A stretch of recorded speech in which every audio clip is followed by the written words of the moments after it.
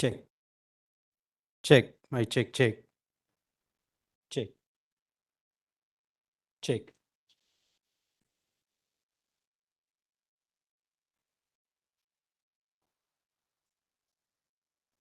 check, check, my check, check, check, check, check, my check, check.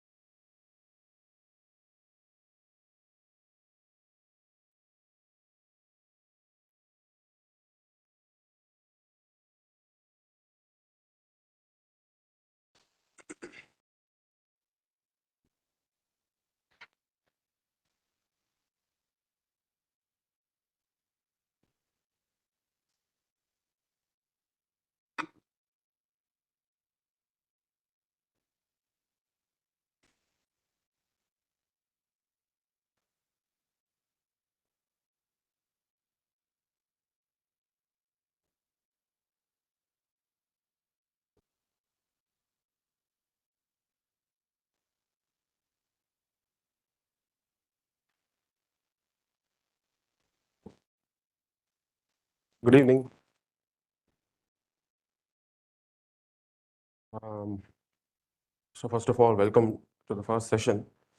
And all the details of the session, I hope, is all known to you, right? Otherwise, you wouldn't have joined. So you have an overview of what we are planning to do for the upcoming 6 months, right? Number one. And what is the short-term plan for the upcoming 2 weeks has already been posted in your Telegram channel, right? So every week before, or at least 2 weeks in advance, we'll be posting the details of what's going to happen in the ensuing 2 weeks, so as to give you a head start, so that you can mentally make up your mind, right? So that is what has happened. We have already posted it in the Telegram channel. All right. So let me straight away get into today's agenda of the session. All right, because we have less time in our hands. We have only 75 sessions, and in that we'll have to try packing up almost all areas of mains, right, which is a very Herculean task, because we need at least thrice the number of sessions if each and every word and syllabus sheet has to be elaborate. Huh? Okay.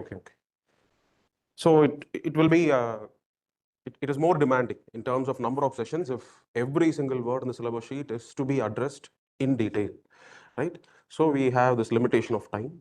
So let us straight away get into what is the agenda of today's session. As you are already aware of, as it has been already notified in the channel, the agenda for the upcoming week, for this entire week, is going to be world history, right? So we start with GS paper 1. And in GS paper 1, we pick an area which is only specific to mains, which is basically world history, right?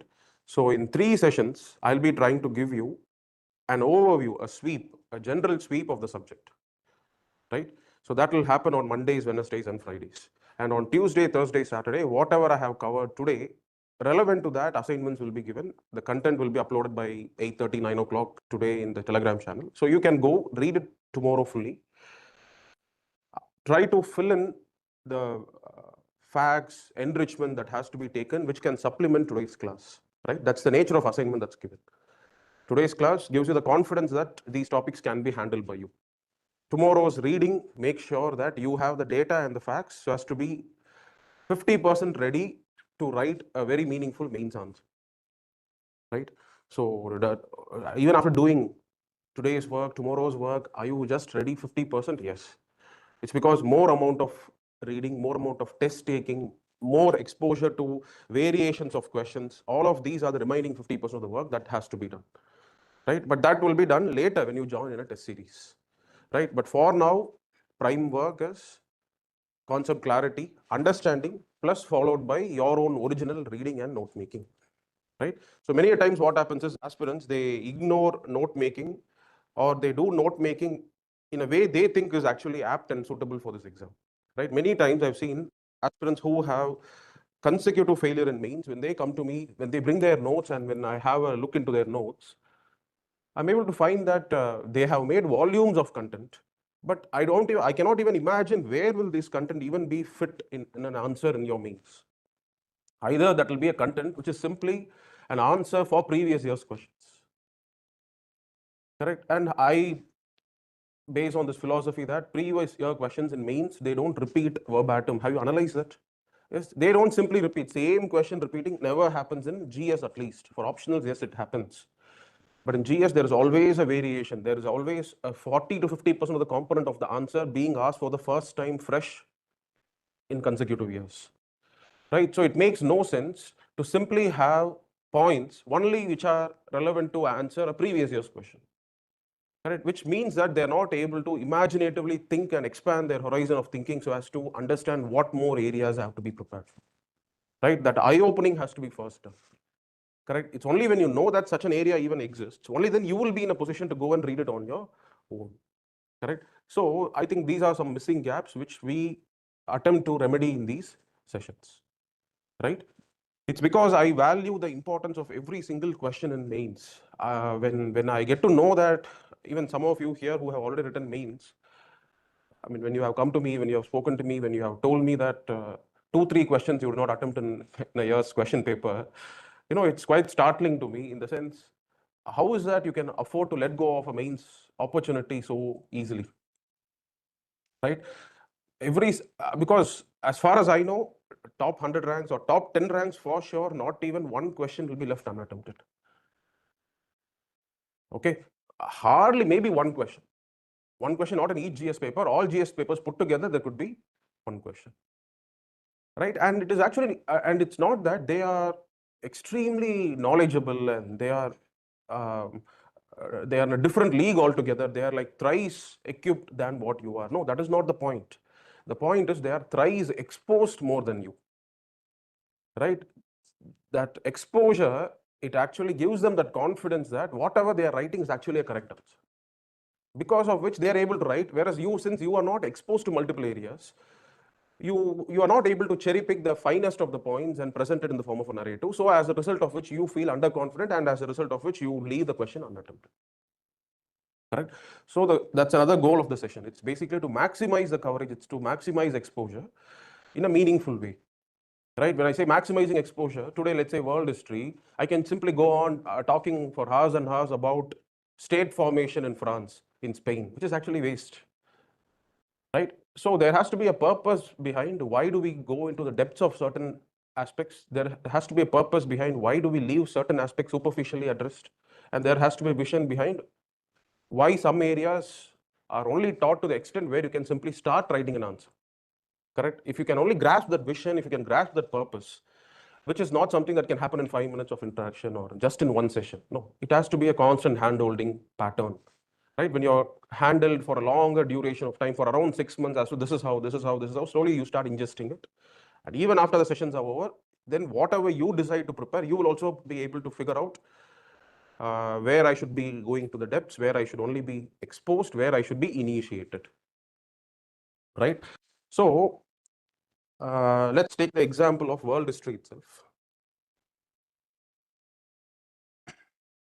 So first of all, in world history, see, I hope we are all on the same platform that all subjects are important. Yes, I hope nobody is here with an assumption that teach me ethics first, that is 250 marks, world history is only 40 marks. No, right? Sessions are planned in such a way that ethics, being the highest in weightage, will have the highest number of sessions. No other subject will have 15 sessions like what ethics does. But at the same time, every subject will have a certain number of sessions, right? Because this is a common market myth that world history needs to be ignored. You never know about UPSC, right? If you try predicting UPSC, you'll only fail. It's just like predicting share markets, right? You cannot do that. If somebody says that, okay, there is Warren Buffett's quote about stock markets. If somebody says they can predict the market, either he's a god or he's a liar. Okay, same is the case with UPSC as well. If you think you can predict UPSC, what it will ask in the upcoming year, you are either lying, or I don't know whether God can do that or not. So anyway, the point is, we try to do our work just because UPSC has mentioned it clearly to you. World history is also something to be prepared. Whether in the last 3 years, even if 0 questions are asked, you must end up preparing for world history. Okay, so in world history, if you actually look at the nature of questions asked, I would fit those questions into 3 categories. Okay, there are questions which are asked explicitly based on the words, the areas mentioned in the syllabus sheet.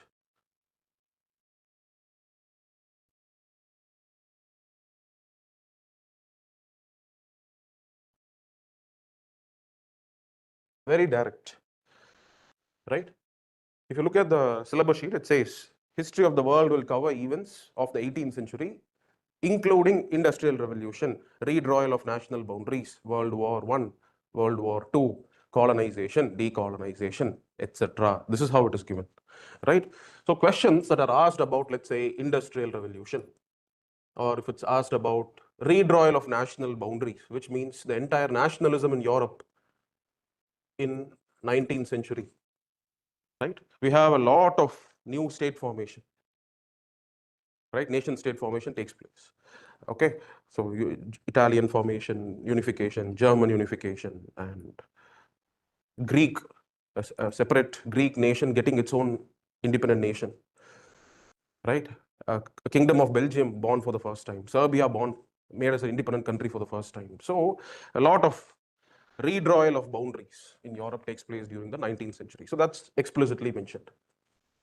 Okay, and in addition to that, questions on World War. Like for example, last year there was a question on, do you agree with the view that the World War I was fought primarily for ensuring balance of powers in Europe? These are questions which are, I would say, directly from the topics mentioned. I'm not saying that these are easy, they are moderate, they are difficult. That is not my classification. My classification is simply that there are some questions which are direct from the words that are mentioned in the syllabus sheet. But then there are questions which are within the time limit mentioned in the syllabus sheet. What does the syllabus sheet say? It says events of the world starting from 18th century, right? Which means that even though it's not mentioned, French Revolution, American Revolution, or American Civil War, right? If French Revolution, and these are areas where questions have been asked. That is why I'm saying that even though it's not explicitly mentioned in the syllabus sheet, but since it falls within the time limit, UPSC tends to ask questions from these areas, right? Or Napoleonic France, these could be the areas, all directly connected. And then there are questions which are unasked, which are yet to be asked. So it's only when it is asked, we can even put that in this category. And until then, we don't know whether those questions will even be asked or not, right? And then there are topics like that as well, which are yet to be asked, but which doesn't mean that since they are not asked, we can afford to ignore them, right? There are so many areas of that type. Okay, for example, the revolutions of 1830 and 1848, which happened after the French Revolution, once again in France, right? France does not experience revolution only in 1789. Constantly it experiences revolution, right? That's why it is said that whenever France sneezes, Europe catches cold. It's because with France being affected by revolution in 1830 and 48, it immediately spills over into a contagion affecting all parts of Europe, right? Not yet asked. What if it is asked? Right? What if a question is asked about how did socialism play a role in 1848 revolutions all across Europe? You cannot be totally blank during that time. So there are areas which lies hidden, which are yet to be asked, but that is not an excuse for you to not prepare and ignore those areas. But at the same time, now we have divided topics in this nature. I would say, why don't we devote 20% of the time preparing for areas like these? Why don't we devote 30% of the time preparing for areas like this and 50% of the time preparing for areas like these, right? In such a way, everything is actually covered. And that is what is going to happen in this session as well as the upcoming sessions as well. For all these subjects, this is the perspective in which we look at questions. And after reviewing questions, our sessions are also designed in such a way that a single session will touch area so as to at least bring it to your attention, right? See, the very confidence that something is known to you, you don't know much about it, but you have just heard about it. You have heard about it in a particular context. If you can only remember in which context you have heard and what have you heard about this unasked area, simply that amount of knowledge and confidence is sufficient enough to get you 3 marks for a 15-mark question. Okay, because everybody else is going to get 0 marks or half mark or 1 mark. Actual range or difference is created here. That's why I say, at least get to know what is Crimean War. You don't have to go into the depths of Crimean War. But that knowledge that Crimean War is fought in this context, we'll discuss that because that is also a part of today's discussion of 19th century. Right? At least get to know what is the reason why 1830 revolution had taken place. Right? So even this year's toppers, many of them, when they have come to the academy, when I was interacting with them, I was really curious to actually get out of them how were they able to manage the difficult questions. So I specifically asked them this question: how did you actually manage? Their answers were all, sir, I just wrote something, sir, don't ask me. Right? This is how they actually are shy, because even they don't know how they had even written that answer. Right? It's not actually surprising to me, because when I think about what I did 10 years back, I think it was the same. If somebody would have asked me, what did you exactly write? I wouldn't be able to verbalize it clearly and say, these are the 10 solid points I wrote. Cannot say that. All I know is a nice introduction, okay, a relevant conclusion, and something managed here and there. That is actually the secret of cracking this exam, right? And this is what cannot be actually easily taught. It has to be learned. Okay, there are certain skill sets which cannot be taught, but by observation can be actually learned, right? And this is one such thing, right? It's easy to teach you about all the 10 causes of First World War, but there are some undercurrents lying here and there, right? That will be exposed to you, but you have to pay keen attention to it so as to also connect it and grasp it in the part of the session. All right. So the point I'm saying is just that first level superficial mention in the class and just bringing it to your attention is sufficient enough to give you that confidence that all 20 questions can be attempted on the day of exam, right? Because I don't feel, after looking at last year's question paper, see, there was a question which I did not know anything about. Like, for example, in GS paper 2, there was a question on uh, public examination, unfair practices. I think there was a question, right? Then there was a question on DNA testing of the child, right? I think I can still write for 1.5 to 2 pages. It is actually possible. Like, for example, the question in GS2 on right to privacy and DNA testing, I would actually more emphasize on right to privacy, write something about it, slightly touch here and there about this latter half of the question. But when the examiner reads it, he's able to clearly understand that, okay, everything is right. Maybe it's not perfect. You know, if you can drive that message in the examiner, your work is finished in mains. Right? So I don't actually understand why would aspirants fail in mains when it's such a creative process. Okay, it's not an absolute process that this is what has to be there. Maybe everybody today can tell you all that you need to have all these data, substantiate all this, but truth to be mentioned, on the day of the exam, everybody who clears this exam would have somehow managed things creative. Right? All the data points, all the graphs, maps, and flowcharts, all that you find as a part of their academy test copies, because that is what is actually uploaded on the internet, right? But the real copies that they would have written on the day of the exam doesn't actually get uploaded. So you don't know, you assume that what they have been delivering here would be the same performance they would have delivered there. Not really. There it's more managerial. Here it's more precise and exact, because here the questions are more or less based on what UPSC has done, but there the questions are going to be for the first time in their life.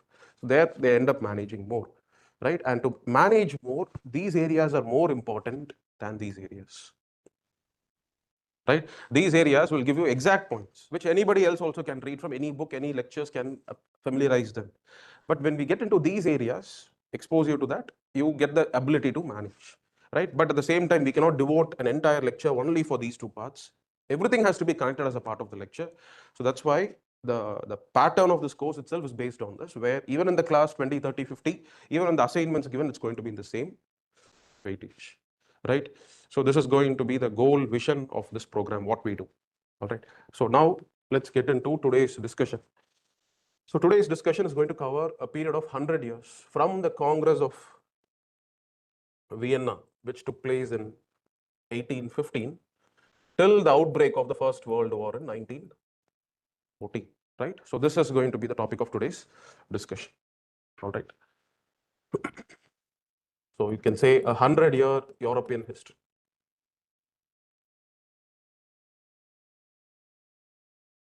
So first, let's start with a reason why this Congress of Vienna took place, because it's an important event in reordering the balance of powers in Europe. Okay. So it was a remediation measure undertaken by the great powers of Europe to undo the damages done because of French Revolution and Napoleon. Right? So those are two landmark events that took place in the world. One is French Revolution, and following French Revolution, it was the rise of Napoleon.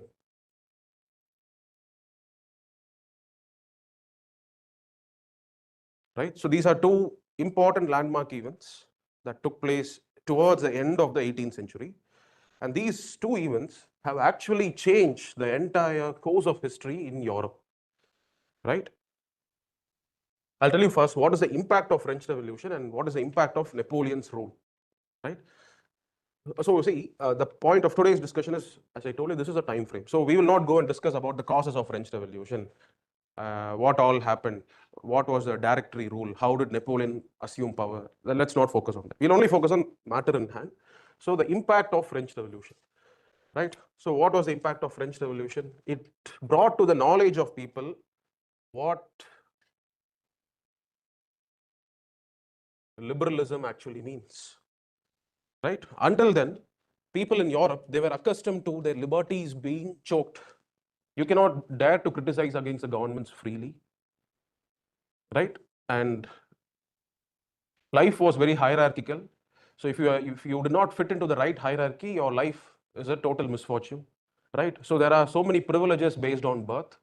Just because you are born to a higher strata, you are exempted from taxes, which a person born to a lower strata is not exempt. Correct?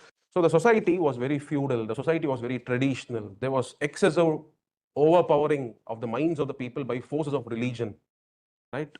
Yes or no? Don't you think French Revolution was an attack against all of these? Right? They destroy the churches, they destroy the privileges given to the first two classes, right? And it was an assertion by the people whose rights have been suppressed for a long time. Correct? So French Revolution for the first time brought attention to the people of Europe, right? Enlightenment ideas spread from west to east. It starts from Britain and slowly it spreads its way to France, to Prussia, and slowly to latest to Russia towards the end of 19th century. And it's only in the 20th century it even spreads to Turkey. By then, Turkey's future is decided. Right? So this is the course of the flow of Enlightenment ideas. Right? So it is as a result of French Revolution, people of Europe, people who have been rotting under the absolute control of other monarchs, of Prussia, other absolute monarchs of Russia, of Austria, right? All of them were able to understand that life can be ordered in a different way, right? There is a concept called as governments being run with the consent of the governed, right? All of that were strange ideas to the people of continental Europe, but French Revolution brought it open to them, saying that there can be enlightened rule, where rule is possible only with the consent of the governed, because franchise elections were introduced in France post French Revolution, right? Not universal adult franchise. Universal adult franchise in France will only be introduced later in 1848, right? But until then, some form of suffrage, some form of franchise was given, which people in Austria cannot even imagine. People in Prussia cannot even imagine, right? So that's why I say French Revolution actually had electrifying mental effect on the people of Europe, right? It brought to their understand the value of liberalism, right? Napoleon's armies, whenever it marched across foreign territories, so Napoleonic armies, when it marches through Italy or when it marches through Prussia, it will be welcomed by Italians and Prussians, waving the flag of tricolor, the French tricolor flag with their hands. They used to wave at the Napoleonic armies. Why? The armies were considered to be forces of liberation. Correct? If Napoleon's armies come, it will be brought under Napoleonic control. If it comes under Napoleonic control, there will be a secular education. There will be a proper codified laws which will govern the lives of men, not arbitrary tyranny of autocratic monarchs. So people were all embracing, they were welcoming the change that was coming alongside with the train of Napoleonic army. Right? So Europe, for the first time, experienced certain novelties. Right? So enlightened rule, liberalism, and increased civil liberties. Right? So these were on the positive side, but it also had its negative impacts as well, right? What is the negative impact? Anarchy, chaos, and unsettling of established old order, right? So people, they just take laws in their own hand. They feel revolution is the way to achieve whatever they want. So everybody is in a militant mood, as a result of which there is just so much of revolt, protest against any forms of established authority, right? The clergymen were attacked, nobles were attacked, they were sent out of their countries. So the forces of revolution was actually very destabilizing and disturbing, right? At least in the short term, it was very destabilizing. Even people of France, they started wishing after a point of time enough of this revolution. They were so much tired of the bloodshed that was happening in France as a result of revolution, right? That destabilizing effect was a negative impact of French Revolution and Napoleon, right? Initially, Napoleon's armies were considered to be liberating force, but over time, people were fooled. They were able to clearly understand Napoleon's armies are here to dominate over us. Right? Can you actually tell me any particular group of people whose interests were put down, whereas French interests were held up? Those areas which are under Napoleonic control, right? But those people's interests were seconded. The first was always the interest of France. Any idea? Italy and Prussians, right? Prussians thought Napoleon would be able to unite all the Germanic speaking states, right? I know it can be difficult to visualize. So first, let me simply draw a map of Europe so that you're able to actually understand who is what and what was happening where.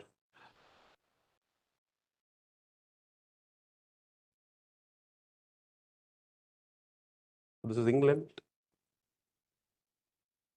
France, and what you have here are fragmented, small princely states, all of whom spoke German, right? So these were a list of fragmented Germanic states, right? They're not united yet as a single country, and that unification will happen down the line.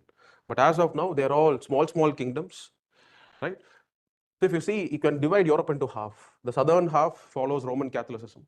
The northern half is Protestant, right? So that's why even in the Germanic states, you will find the northern Germanic states following the Protestant denomination. Today, Sweden, Norway, England, all of them are majority Protestant countries.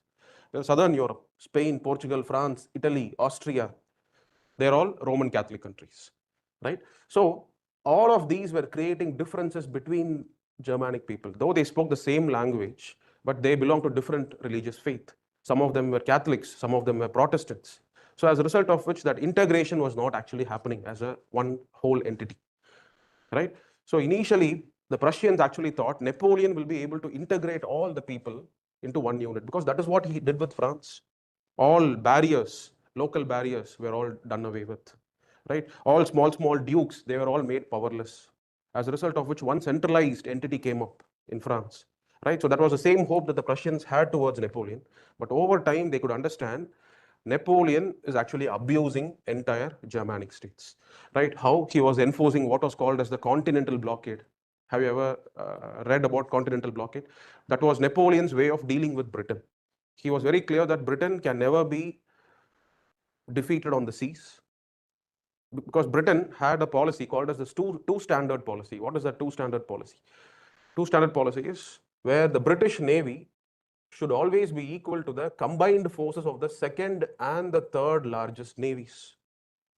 You see, that was British naval policy. That is, the total number of fleet that the Britain has should always be twice that of the total sum of the next second and the third largest navies. If with such a kind of a power, it is impossible any day for Napoleon to go and defeat Britain, right? And an overland invasion is also not possible. You have to cross the English Channel, and Napoleon did try to do that, and that is when he was wiped out totally in Battle of Waterloo, right?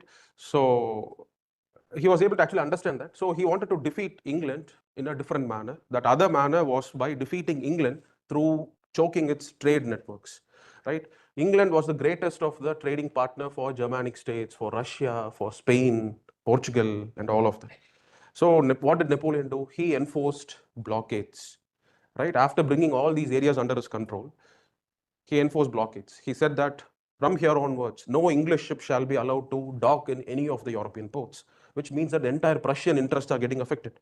A lot of merchants, traders, men of commerce, financiers, all of their interests were aligned with the trade with England. But now all of that is going to be lost, right? And Napoleon did not care about that. That is when Prussians were able to understand that we cannot depend on some alien force to unify us, to make us into one single nation, right?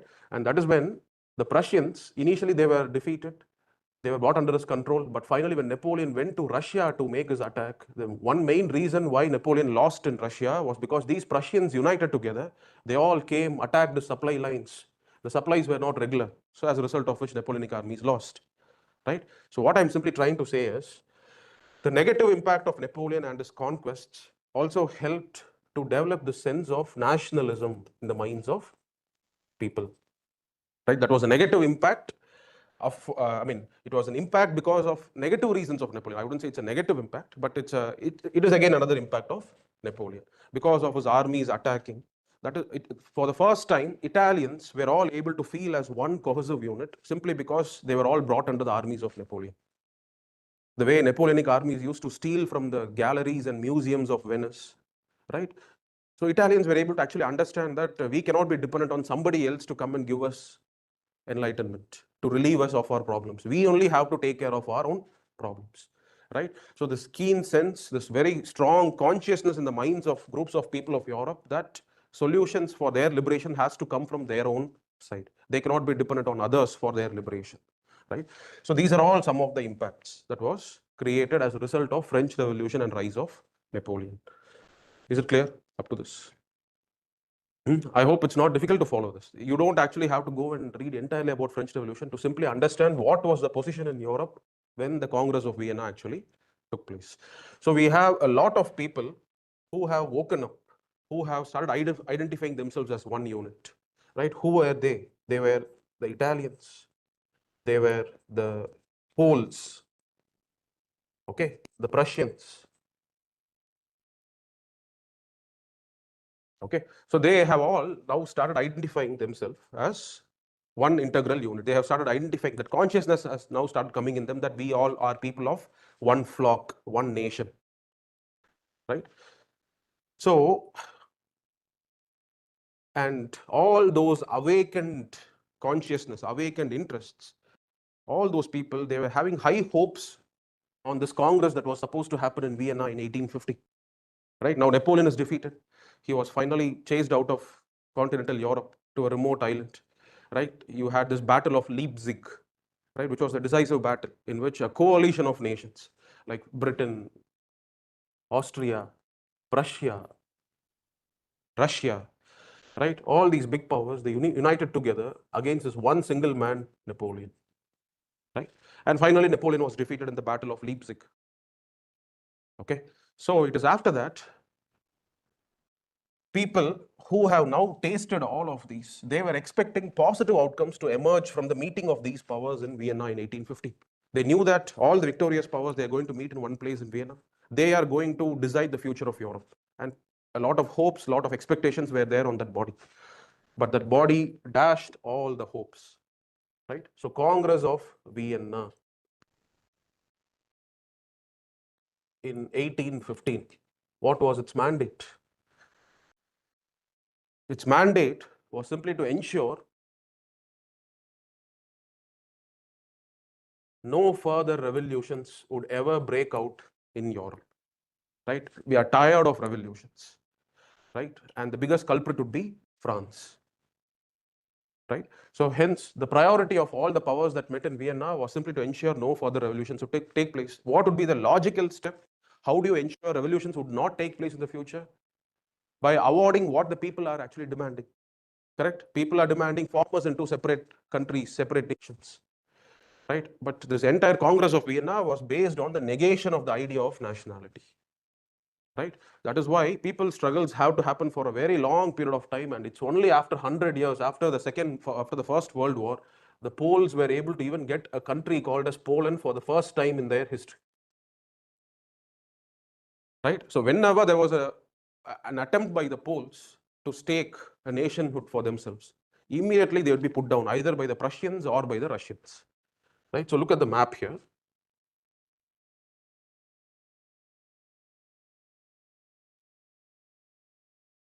Among the Germanic states, the largest of the Germanic state was Prussia. And that is why Prussia took the lead in unifying all the Germanic states. That is how a nation called as Germany was actually born. Right? And beyond Prussia, you have Russia here. So it is in the middle of Prussia and Russia where you have a country inhabited by a Roman Catholic group of people. Right? They were the Polish-speaking Poles.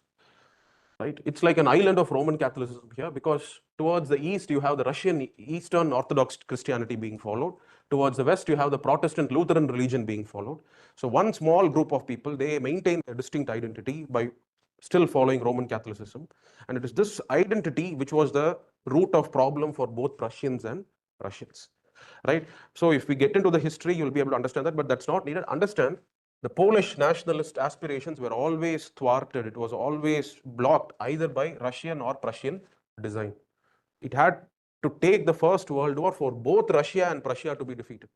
Do you know that in First World War, Russia was actually defeated? Because it withdrew away from the war. It was not on the winning side when actual victory came. Right? So as a part of signing its treaty of Brest-Litovsk, so as to withdraw. So Russia, in the middle of the war goes on for 4 years, but in the third year, Russians will withdraw from the war. Right? So basically they were a losing party. They were subjected to very harsh conditions. So the territory which was Poland, which was earlier under the part of Russia, will all now be taken by Germany. And now what happens in 1918? Germany will be defeated. Now conditions are imposed strictly on them. And one of the conditions is formation of separate country of Poland. And this is what was actually irritating the eye of Hitler. Hitler couldn't digest that Poles have now managed to squeeze territory out of the German fatherland. Right? So that is what he will do in the terms of going and attacking that Polish corridor. Right? And the first victim of Hitler's invasions during the outbreak of Second World War would actually be Poland. Entire Poland will be brought under German control. All right? So the point I'm saying is, the ideal course of action following Congress of Vienna was to simply recognize the demand for nationality. It's to simply give in to the ways of the people, but that was not what happened. The reason is because the nature of Austria was like that. Right? Now let me introduce to you, where is Austria in the first place. So this is where you will find Austria. Okay. So historically speaking, among the greatest of the empires that would have ruled over Europe, it is Austria, the Habsburg dynasty, which was the most dominant, the most, which has the longest legacy of having ruled over Austria, right? But Austrians were dead against giving effect to the idea of nationality in Vienna. Why? The nature of Austria was such that Austria had multiple ethnicities within that, right? There were Germans, and then there were a group of people called as Hungarians who spoke a language called as Magyar. And in addition to that, there were a group of people in these areas which is called as Bohemia, right? They were all Bohemia as well as in the south. So these are the areas which are Bosnia, Herzegovina, Serbia, which will later be formed as separate countries. But earlier it was all a part of one Austrian empire. And all of these people, they spoke a language which is very close to Russian, right? And they all belong commonly to a ethnic group called as Slavs. So imagine, if only Austria recognizes the principle of nationality, what would be the ideal course of action? It is to disintegrate Austria as per the nationalist demands of all these people. Do you think Austria can afford to do that? It will become like what Austria is today. Austria is such a powerless nation today. We don't even know whether it exists or not. We don't read about it. We don't hear anything about it. But once upon a time, that was not the case. The best music was produced, it was coming out of Austria. The best operas, right? It is there in Austria. So the best cathedrals, we will be finding it in Austria, right? But Austria has become insignificant today as a result of what happened after First World War, right? But if we were to give effect to the principle of nationality, this is what would happen. Austria would be disintegrated into multiple parts. There were the Croats in the north, right? They were the Serbs of the south. They were the Romans of a place. This place was earlier called as Transylvania, right? So I'm just simply giving you an idea. See, when it comes to the European history of 19th century, you only need to focus on 4 or 5 nations. One is the role of France, Prussia, Austria, Ottoman Turkey. Okay, another Muslim empire which ruled over Turkey for around 600 years, which meets its end with the First World War. Right? The First World War would put an end to 3 empires. Okay, one was the Hohenzollern Empire of Germany, Prussia, right? To which that Kaiser Wilhelm will belong to. It's a dynasty called as Hohenzollern. Similarly, the Habsburg dynasty of Austria will meet its end. Similarly, the Ottomans, they will meet their end. 3 empires meet their end in First World War. But they were the ones who were shaping the history, right? So Prussia, Russia, Ottoman Turkey, France, Austria. These are the 5 great empires. In addition to that, you have Britain, a lonely, isolated island, which also always likes its policy of what is called a splendid isolation. Right? Britain would never want to interfere on a daily problems of Europe. Right? Even when the First World War broke out, no British Highlander, no British man ever thought that they will be forced to fight on a conflict between 2 mountainous group of people in a remote mountain called Serbia. Okay. Nobody, I mean, why would a British life be spent on some local quarrel in some remote interior part of Europe, right? So Britishers, that is how their policy has always been, to remain in isolation. It's only when the balance of power in Europe gets tilted in favor of one party, Britain will enter. It's only when Napoleon became too powerful, Britain now enters. right? Otherwise, British men, they are very contented, very liberal. They have a very enlightened rule happening in Britain, right? A parliamentary form of discussions and debates, which was giving free expression to whatever men thought in their minds. So all of that, they were very cheerful and happy, playing their cricket, visiting sunny beaches. They didn't want to enter into all this European conflict, right? So Britain was another great power. And in addition to that, you had unintegrated Italian states, right? Italy was not one single nation. So this is the geography of Europe that we are dealing in the beginning of 19th century, right? So I hope now you are able to understand why Congress of Vienna was such a, what can be called as a reactionary body, right? A reactionary body means ultra conservative. It simply wanted to take things back to how it was. It did not want to look forward, it wanted to look backward, right? All that the French people had struggled in the last 25 years, since the outbreak of French Revolution 1789, since then till 1815, it's been what, 25 years?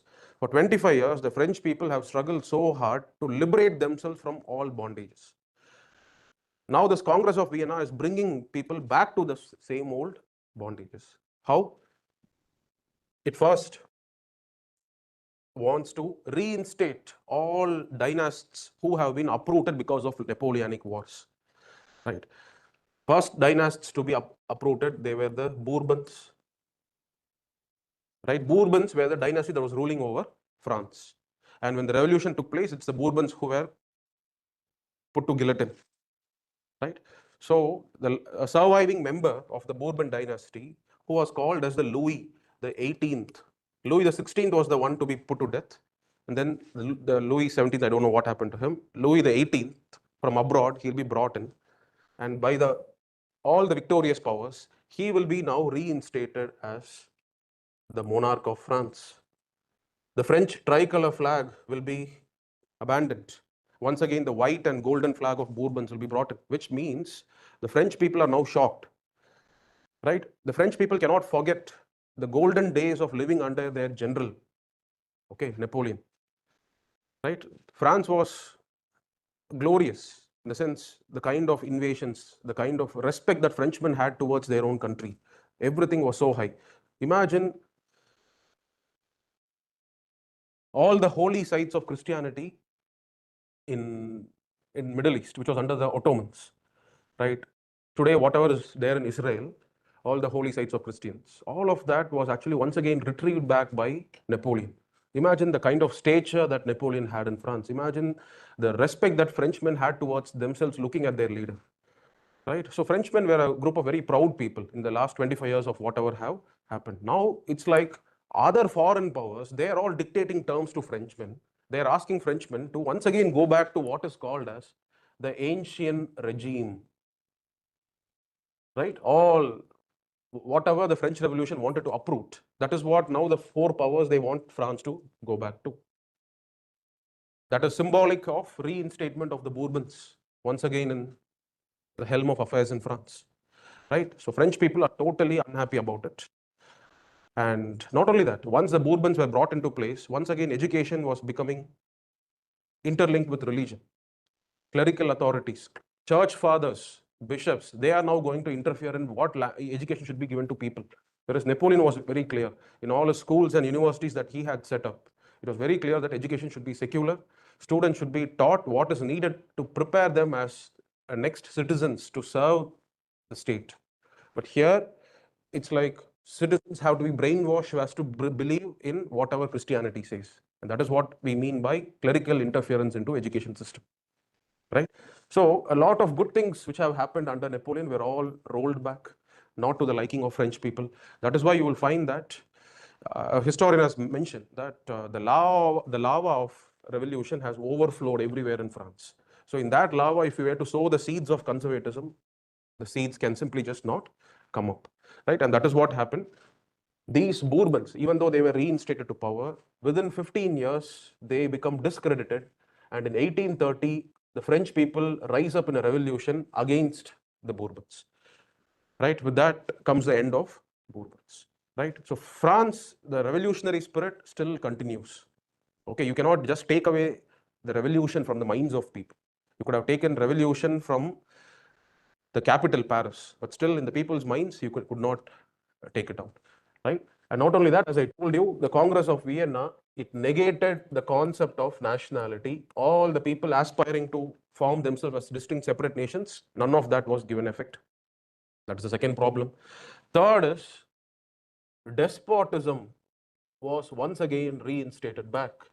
In fact, Austria, Prussia, and Russia, these three countries, they formed a grouping, what is called as a holy alliance of emperors. Okay, this is not Holy Roman Alliance. That is a very different concept. Okay, Austria, Prussia, Russia, they formed what was called as the Holy Alliance of Emperors. Three emperors. Okay, it's called as Drei Kaiser Bund. Okay, it's the bond of three Caesars. The word Caesar, Caesar means, who's a Caesar? Have you heard of the word Caesar? Julius Caesar, Augustus Caesar. Who are they? They are monarchs of Rome, right? Caesar, the word means emperor, right? Kaiser is basically a Germanized word for Caesar. Okay, so Drei Kaiser Bund, it means a bond of three emperors. And you know what? The name is Holy Alliance, but it was very unholy in its objectives. The only goal of these three emperors is simply to stamp out any seeds of protest arising anywhere from Europe. Which means, how do you stamp out any seeds of protest? Establish censorship, right? Spy on people. If you find the very first sparks of discontent among any group of people, immediately arrest them, take them and put them in jails, right? That is why Siberia was used for by Russian Tsar, right? Whenever he finds the smallest criticism against him, they will be arrested. Secret police will come to your home suddenly, arrest you, take you to Siberia, right? And you will just rot in the gulags, in those prisons, right? So this is how these three emperors, they align their policy. Can you understand how diametrically opposite to the expectations of people were the outcomes of Congress of Vienna, right? People actually thought those emperors, they have fought so as to remove the monster called as Napoleon. And maybe once the monster of Napoleon is removed from the scene, there is going to be so much good things that is going to happen to us. But they were all disillusioned at the outcomes of Congress of Vienna, right? Nationalities were not given, nationalism was not given recognition. Despotism, once again, was established in France. The people were subjected to tyranny of the secret police, right? You never even know when you will be arrested, right? You don't know what you should be talking to others. So it's like complete suppression of civil liberties, right? Austrian secret police was a very hated force. Not only in Austria, it was also hated equally in Italy as well. That's why Italians had to rise up in a revolution against the Austrians, as a result of which unification later happens, right? So people expected something, but they got something else in return. All right. So I think this much is enough. If at all a question is asked in your exam about Congress of Vienna, right? You have sufficient number of points to simply start an answer and take it forward. All right. So now that the spirit of nationalism has arisen in the minds of Europeans, you cannot simply stop it. It finds expression in people's protests, people's movements, expecting separate nation state for themselves, identifying themselves as a nation and wanting a separate state to be formed, right? So the first example of nationalism in Europe following the Congress of Vienna was with respect to Greek nationalism.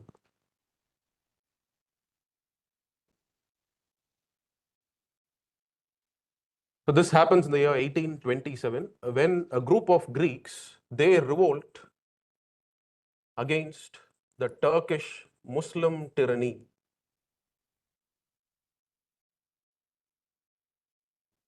See, if you remember the First World War, when President Woodrow Wilson of America, when he was questioned as to what is the war objectives of USA, why are you dragging USA into other people's war, into Europe's war? The very first point he says is the principle of self-determination, right? Every group of people, whether large or small, they have the inherent right to decide under whose authority they would want to live, right? He was basically referring to all those small nationalities of Europe, the Poles, the Czechs, the Serbs, right? It is all these small groups of people for whom he is trying to give them the right to determine whether they want to live under a larger power or whether they want to break away from it and live independently, right? That spirit finds its first expression in Europe with the arrival of Greek nationalism. Why? Because for a long time, if you see the map of Europe here,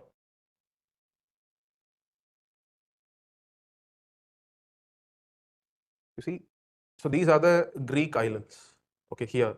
And these parts, this is all Turkey. So these Greek islands here, all of these were under the control of Ottoman Turks, right? When you're under the control of a foreign group of people, you can actually expect a second-class treatment. You will not be given adequate representation to your size in legislatures.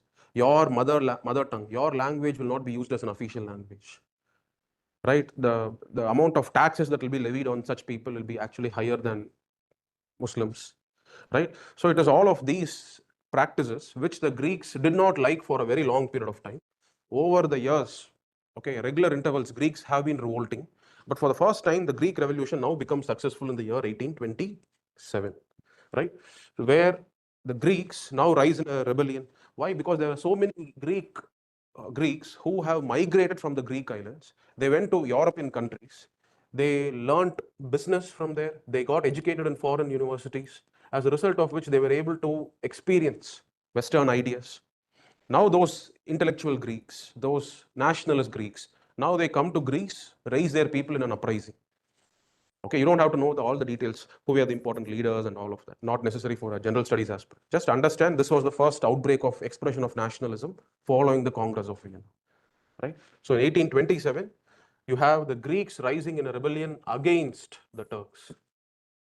The Greeks are such a tiny group of people living in small islands. They cannot succeed on their own. That is when they receive the support, first enthusiastic support from Britain.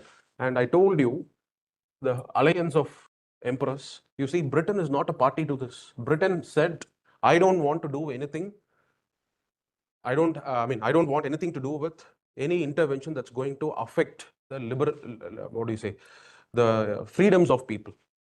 Correct? Because Britishers were actually such an enlightened group of people, right? Maybe in India they were considered to be not so enlightened, right? But among the Europeans, the best of civilization, what civilization can give to people, you will be able to figure it out when you look at what Britain has done. Back in 1688 itself, they have rectified their political system. A Bill of Rights was passed, right? So early. France tried to do that 100 years later, right? So in Britain, there was a constitutional monarchy. The powers of the royalty has been clipped because of people's uprisings over hundreds of years, right? So Britishers, they would not like other people to be subjected to dominance of monarchical tyranny. They would not want an Austrian emperor to stamp out on the Slavs and the Magyars. They wouldn't like the Russian Tsar, because in the eyes of Britishers, Russia was always a backward class of people. They felt that whatever is worst about Europe can be found in Russia, right? The Tsar was uneducated. Okay, that is why one Tsar came, he tried to give a modernist outlook to Russians, and he was Peter the Great. And that is why he was able to construct a new capital, shifting the capital from Moscow, which was interior. He shifted the capital to the coast of Baltic Sea. Right? Why? Because he wanted to give a symbolic expression that Russia is now open to the West. We are embracing the Western ideas. That's why a capital, St. Petersburg, was established on the coast of Baltic Sea. Right? What I'm trying to say is, among the European countries, the most backward was always Russia.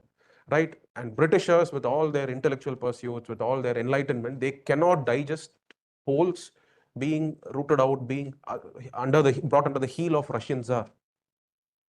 Right? And not only that, if Britain was to cooperate with these emperors in suppressing people's movements, now Britain has a problem. Why? It's only now in the 19th century, many countries of South America, like Colombia, Brazil, all of them were having their own independence movements, trying to overthrow foreign control. The Spanish control, Portuguese control were all overthrown. And people in South America, they were trying to get independent. And Britain was able to see, if I join hands with them, I'll have to send my armies to suppress people's movements here as well, which is not what Britishers wanted to do, because they were able to clearly sense the economic value of these newly liberated countries. They could understand this is such a big market, right? As long as they are under Spanish control or Portuguese control, we cannot enter into these markets. But the minute people are able to throw them free, all this becomes our market. So let us not get entangled in European problems, right? So actually Britishers are very good people. Okay, so that is why Dada Bhai Nauroji had even written a book by the name Train of Wealth. That is Adam Smith. Okay, Dada Bhai Nauroji's book is Poverty and Un-British Rule in India. Look at the meaning of the word un-British. So basically he's saying that what you are ruling in India is not even British rule. Give us British rule, that is what we want. Why? Because that was the shining example in front of their eyes as to what an enlightened rule can actually be. Right? And it is this enlightened group of islanders, the Britishers, who were bitten with this bug. Okay, what bug? It's called Philo-Hellenism. Right? What is Philo-Hellenism? Philo is liking, right? Philosophy. What is Sophie?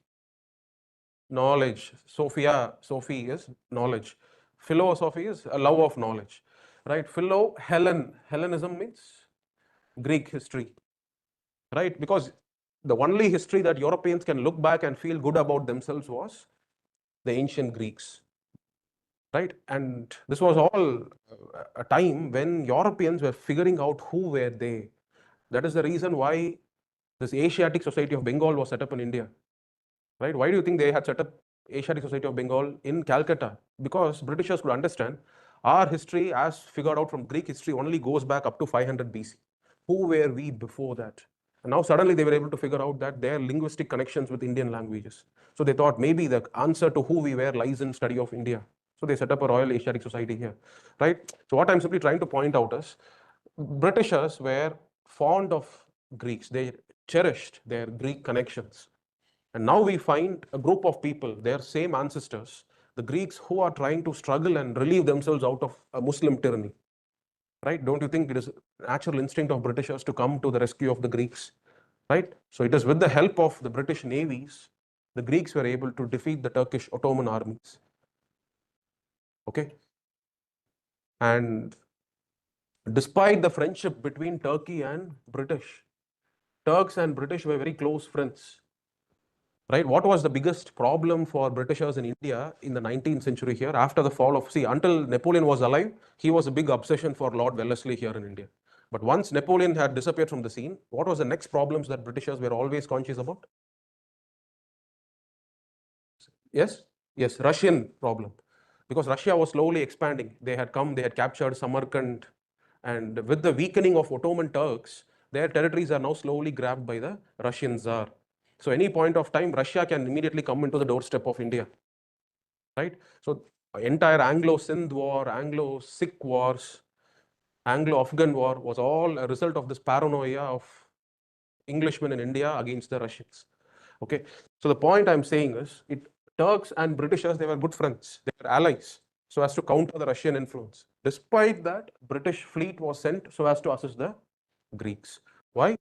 Because of the common history, right? So this is how the Greeks were able to accomplish what they couldn't ever do in their long history.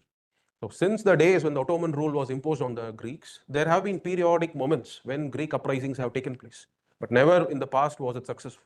But for the first time in 1827, it becomes a success with the assistance of British navies. Right? So this was like a big encouragement for people in other parts of Europe that yes, such a small group of people, they were able to defeat the mighty Ottoman Empire.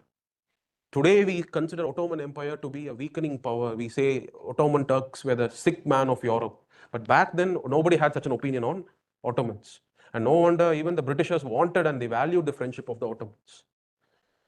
Right? But this was such a very glad example to be inspired for other Europeans. That's such a small, imagine, you cannot even spot the size of Greek islands. Right? So such group of people overthrowing a mighty Ottoman Muslim world was something to be taken inspiration from. Right? And that is what will drive the upcoming future nationalist movements happening in Europe in the upcoming days, right? So people are all now discussing a lot in Europe, all those small groups of people, small nationalities, they're all discussing what should be our future course of action. And suddenly in 1830, once again news reaches that France is once again revolutionary. Once again, Paris mob, they have garrowed the palace at Versailles, right? And this time the reason was, as I told you, French people cannot digest France being pulled back to the past by these Bourbons. Whatever Napoleon tried to do good for the people of France, Bourbons were doing exactly the opposite, right? So allowing clerical interference in education, allowing privileges to once again come back into France. All of these not acceptable to people of France. So now once again a mob in Paris, they go gather around the palace of Versailles, demanding that the Bourbon monarch should abdicate. He should step down. And he steps down. So the question comes, who is going to be the next ruler of France? Right? Still, the people of France, they cannot arrive at a consensus as to what should be the next political shape that France should assume. Should it be a monarchy? Should it be a constitutional monarchy? You understand the difference between absolute monarchy and constitutional monarchy. Absolute monarchy is what France was before the revolution took place. Constitutional monarchy is where today's British monarch feels like. He is titular a king, but all his powers are effectively limited because of popular assemblies. Right? He cannot just do anything on his own discretion. That is constitutional monarchy. So people of France were not able to arrive at a consensus as to what should be the future like. Should it be a constitutional monarchy or should it be a republic where monarchs should come to an end? So since they are not able to come to a conclusion, they decided that for the time being, let us at least choose an enlightened person as a monarch. And that enlightened person, he was again a noble, but he was a different type of a noble. He was who was called as the Duke of a place called Orleans. Right? You know the meaning of the word Duke? Duke simply refers to a landlord, nothing else. Okay, in the British society, what was Cornwallis? Cornwallis had the title called as Marquess. Right? Dalhousie was called as a Viscount. Whereas Wellesley, not Richard Wellesley, the Arthur Wellesley, right? So he was a Duke. Okay, which means Duke is a large landlord. A Marquess is technically supposed to have something around 10,000 to 20,000 hectares of land. Okay, he is second in the hierarchy. The highest would be Duke. So Duke would be somebody who has 20,000, 30,000 areas of hectares of land. So basically the word Duke simply means to a landlord, right? So the Duke of this place called as Orleans, he was invited. Why? Because his own father, even though he was a noble, during the days of French Revolution in 1789, he was able to give up his privileges. So his father had already set an example to how magnanimous nobility can still be. He was one among those exceptions. That's why his family was spared. They were not put to death by like other nobles, right? So belonging to that lineage was this man by the name Louis. His name was also Louis.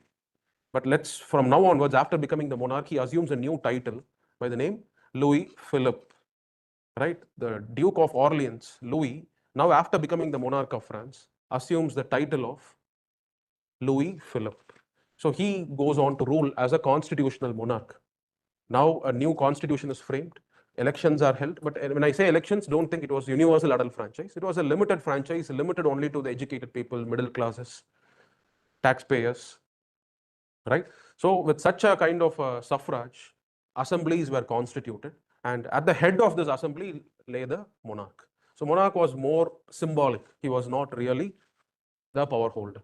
Okay, so such was the political setup in France from 1830 till the next revolution that takes place in 1848, 18 years later. Why does it happen? We will discuss about it later. Okay, but for the next 18 years, it is Louis Philippe who is going to be the constitutional monarch of France. All right, and as soon as news of this uprising in France reaches the ears of Europeans, what do? The next group of people, now they rise up in a rebellion, right? They now wanted to overthrow the yoke of a foreign control. And who were these next group of people? It was the Belgians, right? So if you see the map of Europe, at the end of Congress of Vienna, what did the Congress do? It placed the Roman Catholic French-speaking group of people who were none but the Belgians. So understand, the Belgians are Roman Catholics. Their mother tongue would be French. This group of people, they are placed under the king of a newly formed country, a kingdom of Orange state. Okay, you can consider it as Netherlands, the Dutch state. Dutch people, they are basically Protestants, right? Their mother tongue is different. It's a Dutch language. So Belgians who were French speaking, who were Roman Catholics by faith, they were now placed under the overall control of a Protestant Dutch speaking group of people. So in their everyday life, there was a dominance. The signboards will only have Dutch language, right? And very less representation for the Belgian French in the popular assemblies. So there was a second class treatment. Okay, as a result of which now this Belgians would actually overthrow, they would rise in a rebellion against the Dutch. Okay, and what happens is finally they'll be able to get themselves a separate country, a separate state. And this separate state is arrived with the consent, with the blessings of the great powers of Europe. Who were they? Prussia, Austria, Britain, and France. All of them, they come to the table, and all of them will ensure that a separate country called as Belgium is now set up.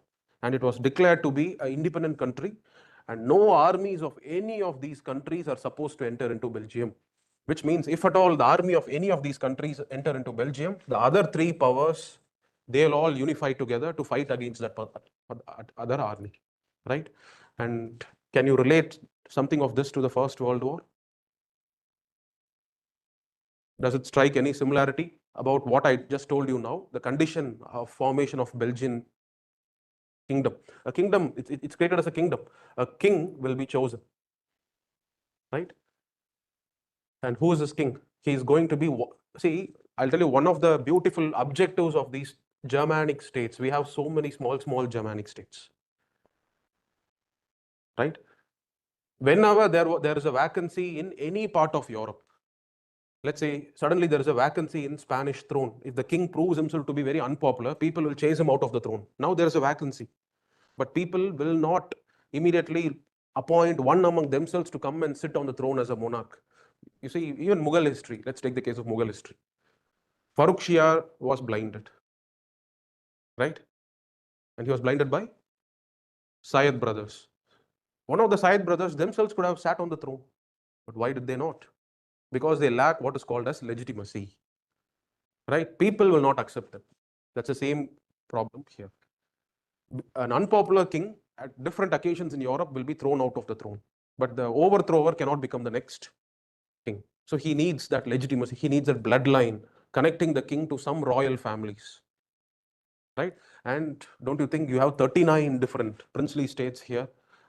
And southern Germanic states like Bavaria, they are all Roman Catholics. So if there is a vacancy in the throne of Spain, which means it's a Roman Catholic country, you need a Roman Catholic monarch, immediately bring one boy from here, make him sit here, right? That's how a princely state by the name Saxe-Coburg, this was a Germanic state. From here, one king, his name is Leopold.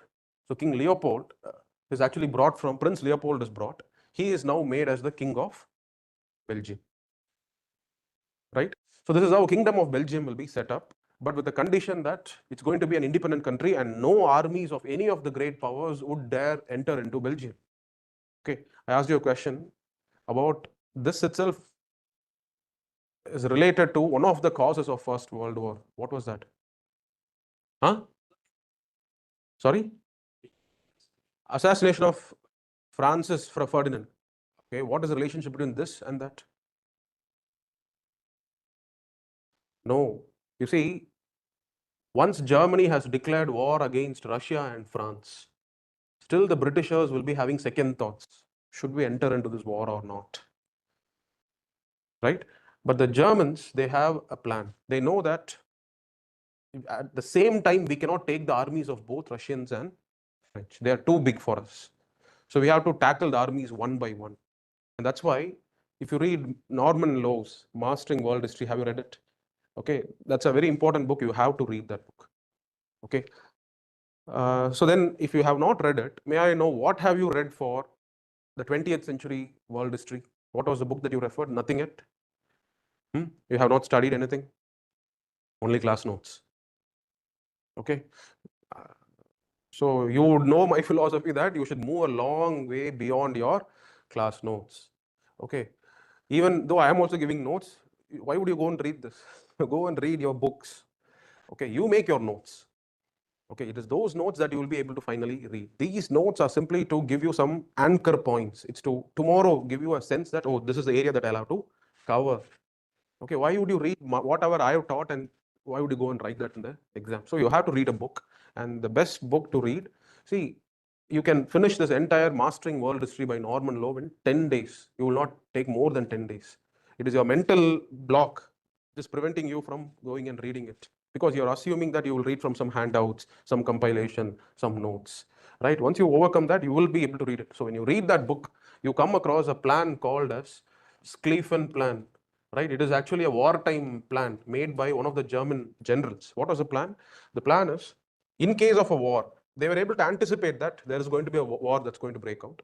So in case of a two-front war against French and the Russians, the SkillUP plan says, use extreme speed, go to the west, knock down all the French forces, bring France under your control. From there, take all the reserves, now go to the east and inflict defeat upon Russia. You cannot face a two-front war simultaneously. This is the logic. And what was the shortest way to France from Germany? It is through Belgium, right? So Britishers, even though Germany has declared war, Britishers were still thinking, should we declare war? Should we unnecessarily be dragged into Europe's conflicts or not? We have always been aloof from their conflicts. But the minute this neutrality was violated, when German troops entered into Belgium, German troops had expected that the Belgians wouldn't offer any resistance. They will simply surrender, they will simply succumb. But that was not happening. The Belgian king, he himself came to the front along with his people, and they were able to resist. Okay, it's called as the Siege of Liege. Okay, Liege is a town in Belgium. So that's where the resistance was put in. As a result of which, Britishers were able to get some valuable time, because a lot of Belgian lives were lost in this siege, resisting the German forces. French army got the time to mobilize itself, right? But if they would have surrendered, but that is what the Germans' expectations were. Germans thought, the minute we enter into Belgium, looking at the size of our army, Belgians, such a tiny group of people, they would simply surrender to us and we'll have a smooth way into France. Did not happen. Okay, so that's why today you go to Belgium, there is a huge monument constructed for all those fallen heroes of 1914. If not for them, probably France would have fallen. And if France would have fallen, who knows, the course of history itself would have been different, right? So anyway, the Belgians were able to acquire their independence, form themselves into an independent kingdom following the revolution in France of 1830, right? This is why Metternich was actually a chancellor of Austria. He was an important personality in Austria. He was the one who said this famous phrase, when France sneezes, the entire Europe catches cold, right? So it's like France going in a revolution inspires a lot of people. The Belgians were able to achieve their independence. At the same time, on the other extreme, were the Poles, who also tried to make use of this opportunity to overthrow their Russian control. But British help, which actually reached Greece, British help, which reached the Belgians, owing to the distance, it couldn't reach the Poles. Poles were once again crushed. The Polish resistance was crushed, right? And the Poles had to keep on waiting indefinitely till the First World War had to come to an end, right? So this was the next redrawal of national boundary that actually takes place in Europe. First was Greeks, second was Belgians, right? So now we enter into 1848. So this is an era of revolutions happening everywhere, starting from France, but extending to Italy, Austria, Prussia. Entire Europe is in revolution. Okay, you should understand what changes have happened in the first half of 19th century, right? What changes have happened in the European society? One big change was industrialization, right? So industrialization started in the 18th century itself in England, and slowly it was able to percolate into Europe. So by the beginning of 19th century, by this time, almost mechanical power has now started driving the factories in France, Prussia, Italy, many places, right? So there is a lot of labor who have now started organizing themselves, right? This was the period in which socialism will be born. This will be the period in which Karl Marx will start writing his Communist Manifesto. This is the period in which huge inequalities now suddenly strike people, right? at least in the pre-industrial society, everybody were poor, right? And even those who were rich, they were only rich in having a bigger house, but the quality of life will all be the same. In rural villages, whether you are a man, you're a landlord or a serf, there isn't really great, what do you say, qualitative difference. But when you come to the cities, now poor people find themselves crammed into laborers. They come to cities for work. They find themselves crammed into small quarters, right? Very, what do you say, very untidy, unclean, unsanitary conditions they start living their lives. Many of their body parts get mutilated in the industries. And many of them, they take up to the evil of drink. They start dying in young ages. Widows, orphans were growing in number. Prostitutes were growing everywhere in the slums, right? So society was getting impacted by the effects of industrialization. Whereas those who are now able to get themselves into the capitalist class or the managerial class, the new bourgeois, they had a very significantly different way of life, right? So all these differences, piped water connections are now made available. Motor has now become a part of your life. So a lot of human effort in your day-to-day life is now, it's getting replaced. So as a result of which, the inequalities are very stark. And this is the fertile ground for the growth of dissent, discontent, which leads to the formation of an alternative ideology for reorganizing the entire economical setup, which is basically socialism, right? So socialist strands have now started emerging everywhere in continental Europe because industrialization has now taken its roots in European society. All right. So the 1848, France was already in a state of labor discontent. See, 1830 revolution was not socialist. 1830 revolution was the frustration of French people about going back to the old ways. But 1848 is truly a people's movement. Those laborers, okay, you cannot consider Russian Revolution as the first incident when labor classes revolted. No. From 1848 onwards, not only in England, in 1832 in England, an act will be passed, which is called as the Reform Act in UK. Why was that act even passed? It is because labor has now become a very strong force in English society because of industrial revolution. They feel that we contribute so much to the economy of England, but we don't have any representation in the legislatures. Because English legislature was, again, not representative universally of all people. It was only restricted to only the richest landed classes. Unless you are someone like Robert Clive. Even Robert Clive, when he did not come to India, he could never have imagined to become a member of parliament.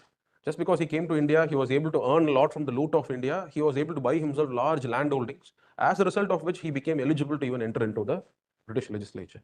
But all of that happened to change in the beginning of 19th century. Because 19th century, industrial revolution had produced changes in the society. There are new aspiring classes of people who also want their voices to be heard in the legislature. And as I told you, England is an enlightened nation. They are ready to accommodate changes. As a result of which, immediate an act of parliament will be passed, 1832 Reform Act. As a result of which, a new class of people now enter into British Parliament. And it is those classes who were instrumental in creating the Charter Act of 1833. If you find Charter Act of 1833, you find very noble principles like slavery being abolished, like racial distinctions being removed for entry into civil services. Why do you think all of that happened? It's because a new group of people who were earlier not the elites, who were not the privileged classes. So since they were able to enter into the legislature, they were able to connect with the Indians, right? And so were the reformist character of Charter Act of 1833, right? So England was able to make those changes, whereas in France, those changes were not happening, right? Labor class now demands its voice in the legislature. But Louis Philippe was not ready to come up with changes. The same electoral suffrage continued. Only the most privileged sections of French society still can cast vote. So labor is angry, right? They look towards England. Don't you think even French Revolution was inspired by the ideas of England? Similarly, 1848, once again in France, now they look at England, they find all the changes having happened. They want similar changes to happen in France, not happening. So there's a lot of labor discontent, right? A lot of literature was circulated in the shop floor, in the factories, about the rights of labor, how we should take up arms. France, whenever there is an uprising, it is always militant and violent. right?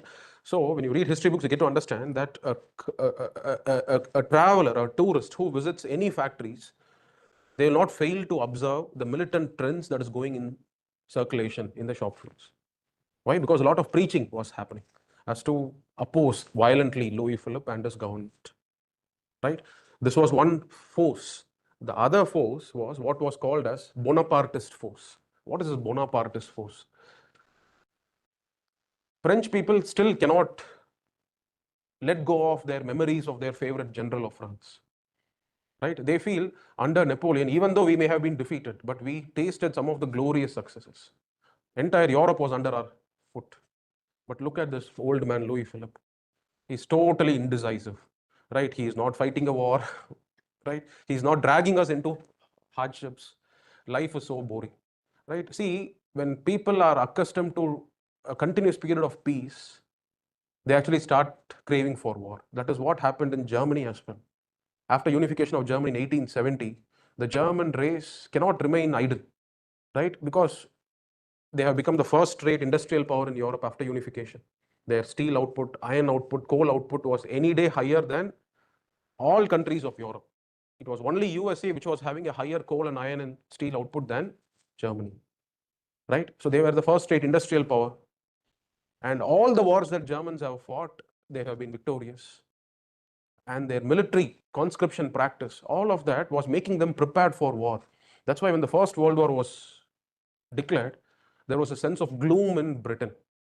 British people felt unhappy, but there was joy, euphoria, and excitement in Germany because students, youngsters, they all felt that now they have some purpose to live in life. Okay, but the minute they went to the battlefield, they understood that this is not the reason why I signed up for war.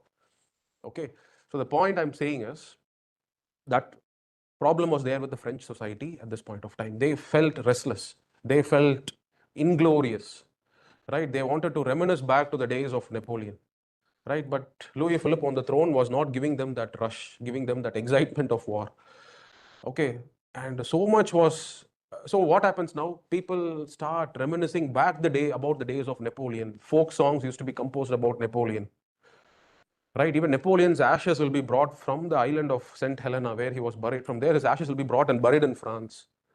Okay, so there was a group of people wanting to take France back to how it was under the days of Napoleon. So those group were called as Bonapartists, right? So within the French society, there was labor pulling France in one direction. There was Bonapartists pulling the society in another direction. And the third direction was the Republican direction.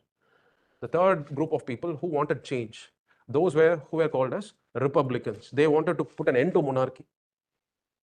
They don't want even a Bonaparte to come onto the throne, but they want real republic, just like the days of French Revolution, right? So three strands pulling France in different directions.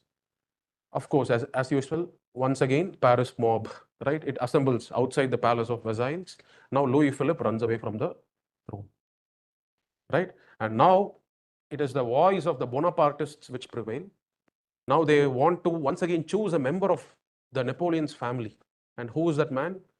A nephew of Napoleon, okay, whose name was Louis Napoleon, right? He was in exile for the last 19 years in England, right? He already tried creating problems in 1830 revolution, but he was not able to capture power. So since then, he had run away to England and he was an exile in England. So that man, Louis Napoleon, who was the nephew of Napoleon Bonaparte, he was brought, right? He was brought, but initially the constitution that was made in 1848 was not a monarchy. It was not even a constitutional monarchy. It was supposed to be a republic. So that's why the republic that was established in 1848 in France will be called as the Second Republic, right? The First Republic was what came into existence after the French Revolution, after the Bourbons were killed. And you may ask me, so then isn't that the same republic that should continue? Do you know when that republic came to an end? The First Republic, which came into existence after the French Revolution. Do you have any idea when did it come to an end? Yeah, Napoleon himself had brought it to an end, right? He did not like democracy, basically. He was himself a product of democracy. If not for the republic, nobody would have identified the talent of Napoleon, right? But Napoleon, after coming to power, what will he do? He will erase the constitution, he will create a monarchy, and he will reach out to the people asking for a plebiscite. and people will overwhelmingly accept Napoleon as a monarch. So it is he who brought the first republic to an end, and it is Louis Napoleon who will bring the second republic to an end. Okay, so as of now, people of France, they make a constitution, and the constitution provides for an elected president as well as an elected parliament, just like how it is today functioning in France, right? An elected president and an elected parliament, right? So that was the outcome of 1848 revolution in France. So it leads to abdication by Louis Philippe. It leads to a framing of a new constitution, which is republican.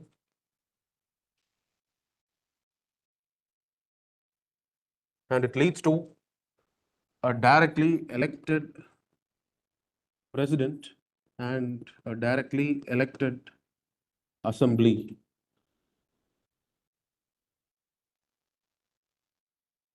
Right? And this is an assembly which will be elected on the basis of universal adult franchise. This is for the first time in France. Universal adult franchise was brought. But anyway, when I say universal during those days, it excludes women. Okay, women are yet to get their voting rights. So when I say universal, it simply means males. Right? A male franchise was brought in. And once this body was appointed, once this body was constituted, now this assembly did something unthinkable. What did it do? It tried to reduce the electorate. It said that why should we give universal adult franchise, right? We will reduce the electorate, right? Because all those poor farmer, peasant, what does he know about politics to choose the right person? Only we, educated intelligentsia, industrialists, we should be choosing, right? This is going against the very spirit of 1848 revolution, correct? And this is what the chamber tried to do. And not only that, they voted for themselves a rise in salaries as well, right? You can see, you can understand how narrow-minded and self-serving the interests of these members are, right? So this was used by Louis Napoleon as an excuse. He dissolved the assembly, and he assumed all the powers to himself, right? He becomes the next monarch of France, right? So that is how the Second Republic was also a very short-lived experiment, right? So uncle brought end to First Republic, the nephew brought end to the Second Republic, and the Third Republic will be formed after Louis Napoleon falls. Okay, why would Louis Napoleon fall? Because of the Prussian War. And it is that Prussian War which will lead to the formation of a separate nation of Germany, right? As a result of which Louis Napoleon will be thrown out. After that, now France truly becomes a republic. That will be called as the Third Republic, which will survive till the First World War. Once again, a new constitution, new republic, Fourth Republic, just goes on and on, right? I think today we have the Sixth Republic or something. Okay, based on which today's president of France, the entire political setup is based upon. So anyway, so this is what starts in France.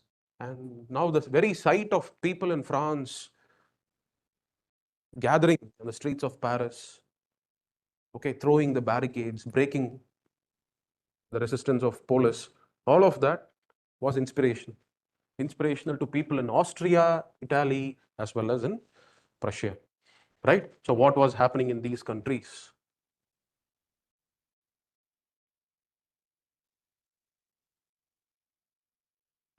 Okay, first we'll start with Austria, because it's from there others have to follow. So in Austria,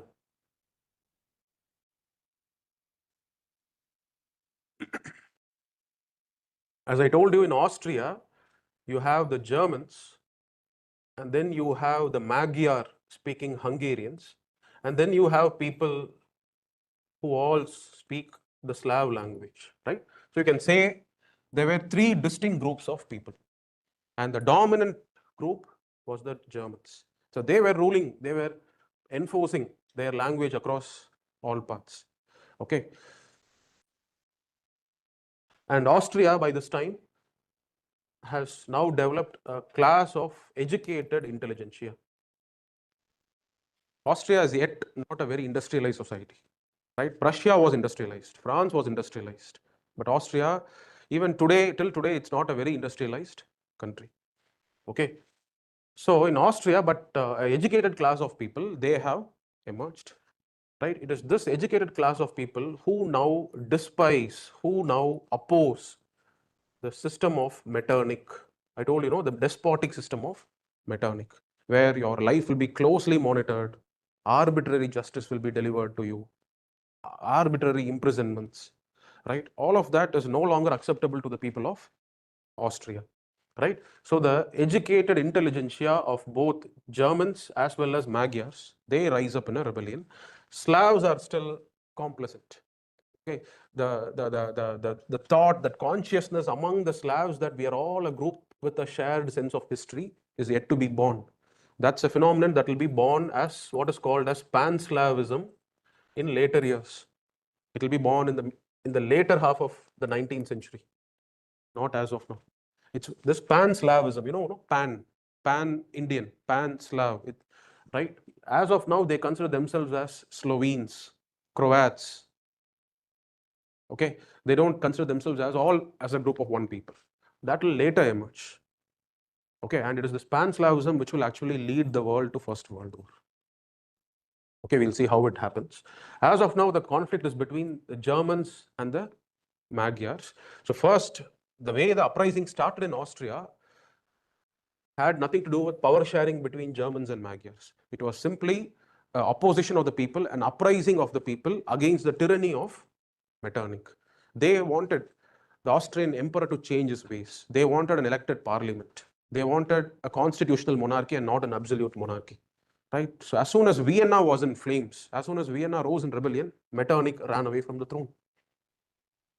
Right? So it's like the age of Metternich has ended, because from 1815 till 1848, the European age is considered to be the age of Metternich. What he decides will be the way how systems function in Europe. Right? So this age now comes to an end.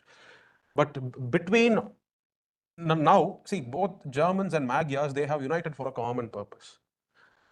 But the minute Metternich has now left the scene, now they were not able to arrive at a consensus about how to divide power among themselves. Right? I'll give you an example. Whenever the central government, the union government, whenever they come up with some policy promoting Hindi, right, immediately you will have backlash from both Karnataka, Tamil Nadu. They'll all raise voice of opposition.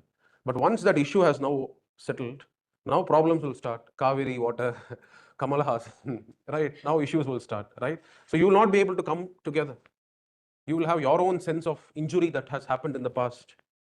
Kannadigas will think your Pallava ruler has come and inflicted damage on us. We will think Vikramaditya had come, Chalukya had come and inflicted damage. We can all have our own reasons to be grieved about. Right? So similarly, the Germans and the Magyars, they also cannot unify at this crucial junction. They have their own reasons to be opposed to each other. And this gap was used by a prince of Habsburg dynasty. Right? I told you, the ruling class, the dynasty that ruled over Austria, it's a dynasty called as the Habsburg dynasty. A prince, okay, his Prince Windigratz, a prince of the Habsburg dynasty, he now brings his artillery, fires, shoots down all the protesters, and he's able to quell the protest that was happening in Austria. Right? So no concessions will ever come to the people. Though it was a successful uprising, though it had pushed Metternich out from the scene, but it was a failed uprising. Right? So the entire latter half of 19th century about Austria is its slow disintegration. Disintegration of Austria, right? First, the Magyars will demand autonomy. They will succeed in getting autonomy in 1867. Then slowly, taking example of the Magyars, the Slavs, Pan-Slavs movement will start, and they will slowly demand autonomy, right? And that will what lead to the assassination of Austrian prince by a Slav youth, right? So he's a Serb, a Slav youth, basically. Okay, so why would it all happen? We'll see that later. Okay, so the Austrian uprising in 1848 was a failure. Now that you see, now let's turn our attention to Italy. Same in 1848, what was happening in Italy? You have, this is an island called as Sicily. The southern part of Italy is a kingdom of Naples, and this kingdom of Naples was also ruled by a member of Bourbon family, right? See, all these princes, they marry between each other. They maintain that blood relationship. Okay, they kind of inbreed among themselves, right? So did you know that when First World War broke out, the King of England, Kaiser of Germany, Tsar of Russia, all of them are cousins. All of them are related to each other, right? The Kaiser used to spend a summer vacation in Buckingham Palace, right? And the Tsar and Kaiser, they used to write letters, okay, calling themselves very affectionately, right? So Tsar Nicholas will be called as Nicky. The Kaiser Wilhelm will be called as Vicky, right? This is how Nicky, Vicky used to write letters to each other. So this is how the history of Europe has been. They have all been one close group. Okay, so similarly, Bourbons were the ruling family over Naples. All right, and in the middle of Italy, it was entirely under the control of the Pope. This entire territory was not only a spiritual authority, he was also a temporal authority. He was also having a real world control over these territories of Italy. Right, so these are what were called as the papal states. And in the north, you have a kingdom, a very enlightened rule by under the kingdom of Piedmont. And there's an island here, it's called as Sardinia. Right? So among the monarchies, this Piedmont Sardinia is quite enlightened. It has given to itself. The king had rectified. He felt, why should I be crushed under the burden of administration? Let me give power in the hands of people. Let me be very symbolic. Right? And he had industrialized Piedmont. Right? Railway networks have been developed within Piedmont Sardinia during this time. Okay, so it was an enlightened rule by a state called as Piedmont Sardinia, a kingdom. Right? So in the north, there are two other territories. This is what is called as Venetia. This is what is called as Lombardy. And both of these territories were under the control of the Austrians. The minute news reaches Italy that Austrians have captured power, it's a people's uprising. Metternich has fled from the scene. Now, grand schemes for Italian unification suddenly starts. Okay, so Italian unification scheme did not start from here. It was already going on since the Congress of Vienna. Okay, a secret society called as Carbonari had already been set up in Italy. Okay, Carbonari, which means an association of coal workers, right?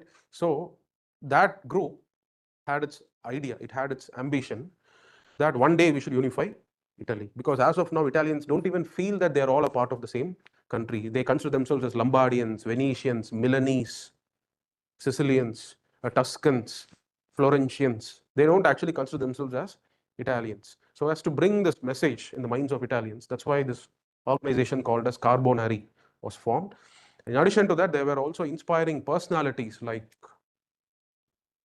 Mazzini, right? Mazzini, who formed a body called as Young Italy, right? It is Mazzini who will go on to inspire a lot of revolutionaries in the Indian context.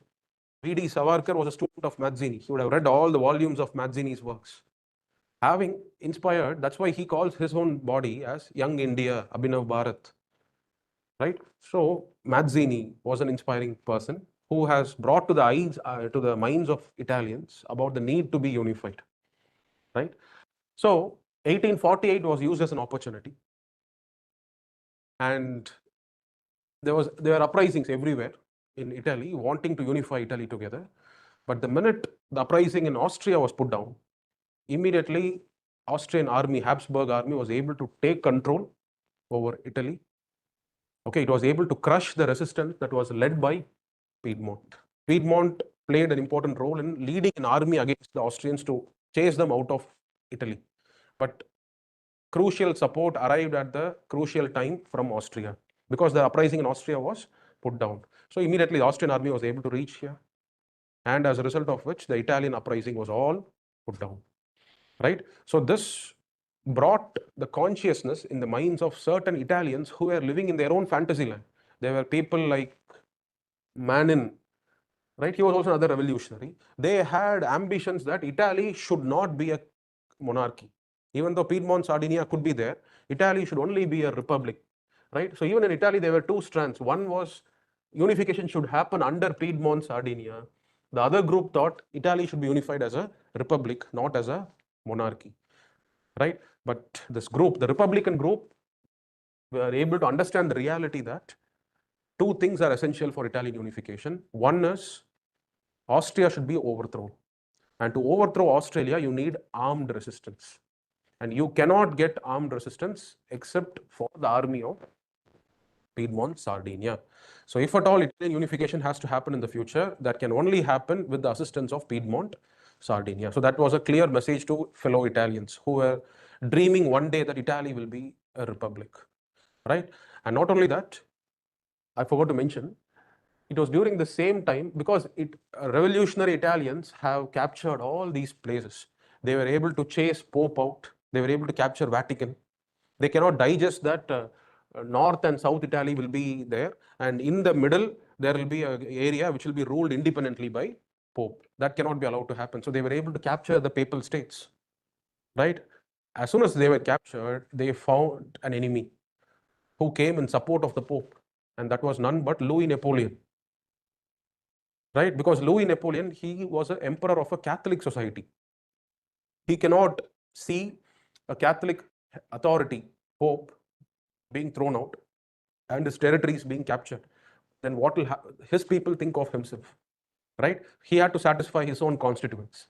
That is why Louis Napoleon from France brings his army, firing at those people who dared to capture papal states. So that was also a third message. The third message is, you need the army of Piedmont, Sardinia to chase out the army of Austria, and during that time, France should not be aligned against us, right? So these are some of the learnings of the Italian nationalists in the uprising of 1848. And these are the valuable lessons that they will put into practice when the Italian unification takes place. All right. So this is what happens in Italy as a fallout of 1848 revolution. Starts from France, starts as a labor-led movement, followed by a Bonapartist movement, right? And from there, the revolutionary streak spreads to Austria. It was a total failure, a collapse of protest in Austria because of lack of unity between the Germans and Magyars. Okay. In fact, the Germans will use the army of the Slavs to put down Magyars. Okay, so that's a deeper part of history. So in Austria, it is a failure, and in Italy, it was a failure, but valuable lessons were learned so as to drive revolution in the future upcoming years, right? And now let's turn our attention towards Prussia.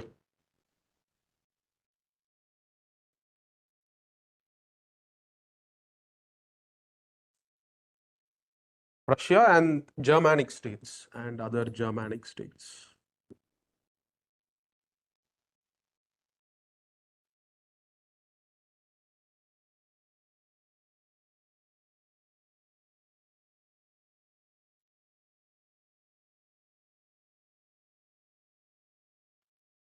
The Germans of the different Germanic states and Prussia, the German-speaking people, they have become the recipients of modern education, modern industry. Okay, German Enlightenment was real. They had great philosophers like Hegel, Immanuel Kant, whose ideas have all brought Germany into a modern age, right? So understand, in 1848, Germany had a very strong, intelligent, commercial, educated, middle class. And it is this middle class, this group of people, right? The intelligentsia. Even in Indian national movement as well, who were the first torchbearers of nationalism? All the educated intelligentsia, middle class people. So similarly, in Prussia and in other Germanic states, this group, this intelligentsia, knowing that Austria is in revolution, right? Even they felt this is the best opportunity. Why? It's because Austrians, they considered themselves as the head of all Germanic people. Because why? Even the mother tongue of Austria was German, right? Austria has always felt itself to be the leader of all Germanic race, right? And now this so-called leader, Austria, is under trouble. It has its own domestic problems there, right? And no reforms can happen in these 39 Germanic states. There are small 39 Germanic states, Prussia being the largest. Each one of them, they have their own political life. Some may be constitutional monarchy, some may be total tyrannical autocracies, right? They have their own political systems. They have their own posts They have their own currency systems. Okay, that closer integration is actually an obstacle which is put by these Germanic princes. But the Germans, they now really want a union of all Germanic people, right? They are tired of being perceived as distinct from each other, though they all speak the same language. Now they want a greater unity amongst themselves, right? And they all know that it is very difficult to persuade 38 small Germanic princes. Whereas that one large state, Prussia, if you can only persuade Prussia, and what if Prussia imposes its authority on all other Germanic states, compels all of them to adopt a certain political setup? What is that certain political setup? They want the benefits of parliamentary tradition, right? As how it exists in Britain. These educated intelligentsia, they want the same parliamentary way of governance to be what do you say, to be replicated in Germany. But they know that convincing each and every prince is going to be difficult. So that's why these educated intelligentsia, they went to the king of Prussia. They asked him, My Highness, Austria is in trouble, right? If this is the best time, okay, and these intelligentsia, they all met in a place called Frankfurt. In a place called Frankfurt, they all assembled together. They made a constitution for themselves. And this new constitution in which Prussia is going to be a constitutional monarchy. And it is under Prussia, all the other Germanic states will be brought under its control. Maybe a federal arrangement can be brought in place, right? They came, they gave it as a platter before the Prussian king. But the Prussian king was sensible enough, right? He said, no, I wouldn't do anything that forces anything on my fellow Germanic princes. It's if they all accept, I would be okay with that, right? And in the meanwhile, the Austrian problems are also over. Austria was also able to come and threaten the Prussian king. What do you think of yourself? You think you're the new champion of Germans? You think I can let go of my privileged position, right? So Prussian king backtracked, right? But there were some valuable lessons learned. And who was the man who learned those valuable lessons? A man by the name Bismarck. Bismarck was a noble, just like dukes, just like viscounts. Similarly, in Germans, among the German people, he was what is called as a junker. A junker means a landed noble class, right? So Bismarck, being from the nobility, he always had a distaste towards any forms of revolution, because he could always sense all these revolutions were the creation of the middle classes. He felt it is not actually the idea of the common man. It's a group of middle class who have no avenues to rise up in their life, so they want to destroy the present system. Right? Today, we give so much of respect to voting democracy because we know that it actually reflects the voice of every section of the society. But back then, when democracy was very nascent, when even the same constitution that was created was only the product of this middle classes. That is why Bismarck couldn't really accept such a product under which Germany has to be governed. Right? So Bismarck could actually sense the fighting on the streets, the anarchy, confusion that was created in this limited period of time. Because they all made the constitution. They came, they gave it to the Prussian king, asking him to impose it on other German princes. The Prussian king did not immediately act. He was thinking. And in the meanwhile, all these educated intelligentsia, they went and created a huge ruckus, created problems in the small Germanic states. And Bismarck was able to see that. He could understand. He always had a kind of distaste, aversion towards middle class politics, right? That is why even when Germany was unified, he'll make sure that it will be a monarchy, right? What can be called as a paternalistic monarchy, right? Because he believed that the only good that can happen to people is what comes out of the state, right? So that is why whenever the state takes an action in Germany, nobody even questions it. There is an unquestionable obedience that the Germans have been trained to develop towards the state. That is why when Kaiser Wilhelm dragged the state of Germany into war, Germans never even for a moment thought that the state could do anything wrong, because the state for the Germans have always been doing the right things, taking Germany into the correct wars. Because at that point of time, there was a man by the caliber of Bismarck who was sitting on the helm of German affairs, directing German affairs in the right direction. But the minute he was gone, now there is nobody to direct German affairs. Then German foreign policy ran mad, pulling Germany into an undesired war, right? So the point I'm simply trying to tell you is, 1848 revolution was a learning for Italians as well as for the Germans. And for the Germans, what was that? One, until Austria is strong, we cannot unify. Austria will always play an obstacle to our integration. That is why they were able to first defeat Austria on the battlefield, Battle of Sadova in 1865, I think. Right? It is in that battle Austria will be defeated. Only then, first phase of German unification will happen. Later, France will be defeated. The second phase of German unification will happen. So that was a learning that the Germans were able to learn in 1848. One, Austria will be an obstacle to its unification. And secondly, if you want to unify, it can only happen under the leadership of Prussia, because Prussia was the largest state. You cannot go and convince each and every Germanic prince. It's only when Prussia decides, only then unification is even possible. But every unification, whatever happens, Bismarck's learning was that any unification that happens should always not lead to any kind of restriction on some of the crucial powers of the king. Right? What is the crucial power of the king? His power to mobilize an army and to declare war. His power to immediately put taxes on people for the purpose of raising an army. Right? Third is foreign policy. In these matters, the German parliament, even after the unification, will have no control at all. So it's like a unilateral power of the Kaiser alone to go and declare war, to raise an army, and to raise new taxes for the army, and to have foreign policy. All of that was kept out from the hands of the parliament. Maybe if it was all brought under the hands of the parliament, Germany would not have been dragged into World War. See, what I'm trying to tell you through all of this discussion is you are picking up certain ideas.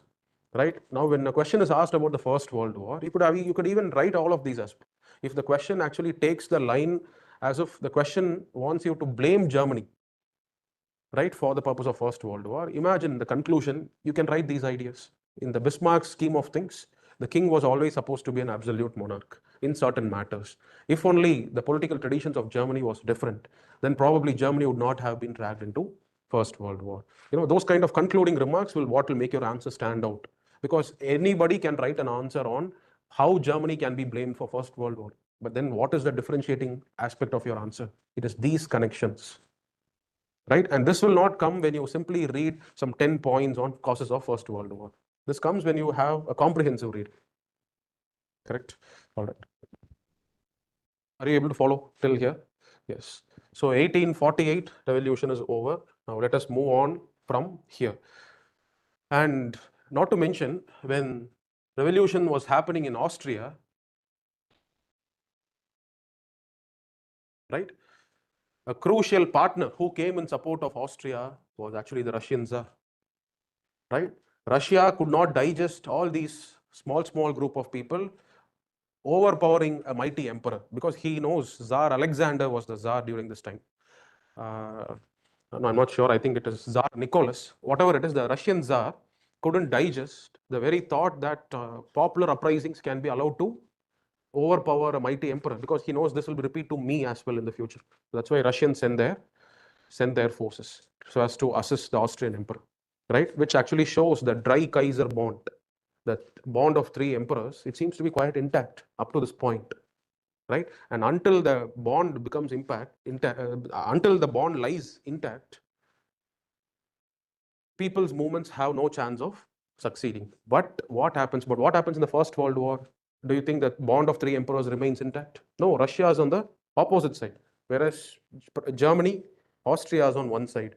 So events will happen from the beginning of 1850s, which will slowly break this bond between Austria, Prussia, and Russia. What are those events? It starts with what is called as the Crimean War. Right? It is the Crimean War which will first shake this friendship between the three emperors. And it is this unholy alliance which has to be first broken. Right? And events on its own will start loosening this friendship, loosening this bond. Right? What is this Crimean War?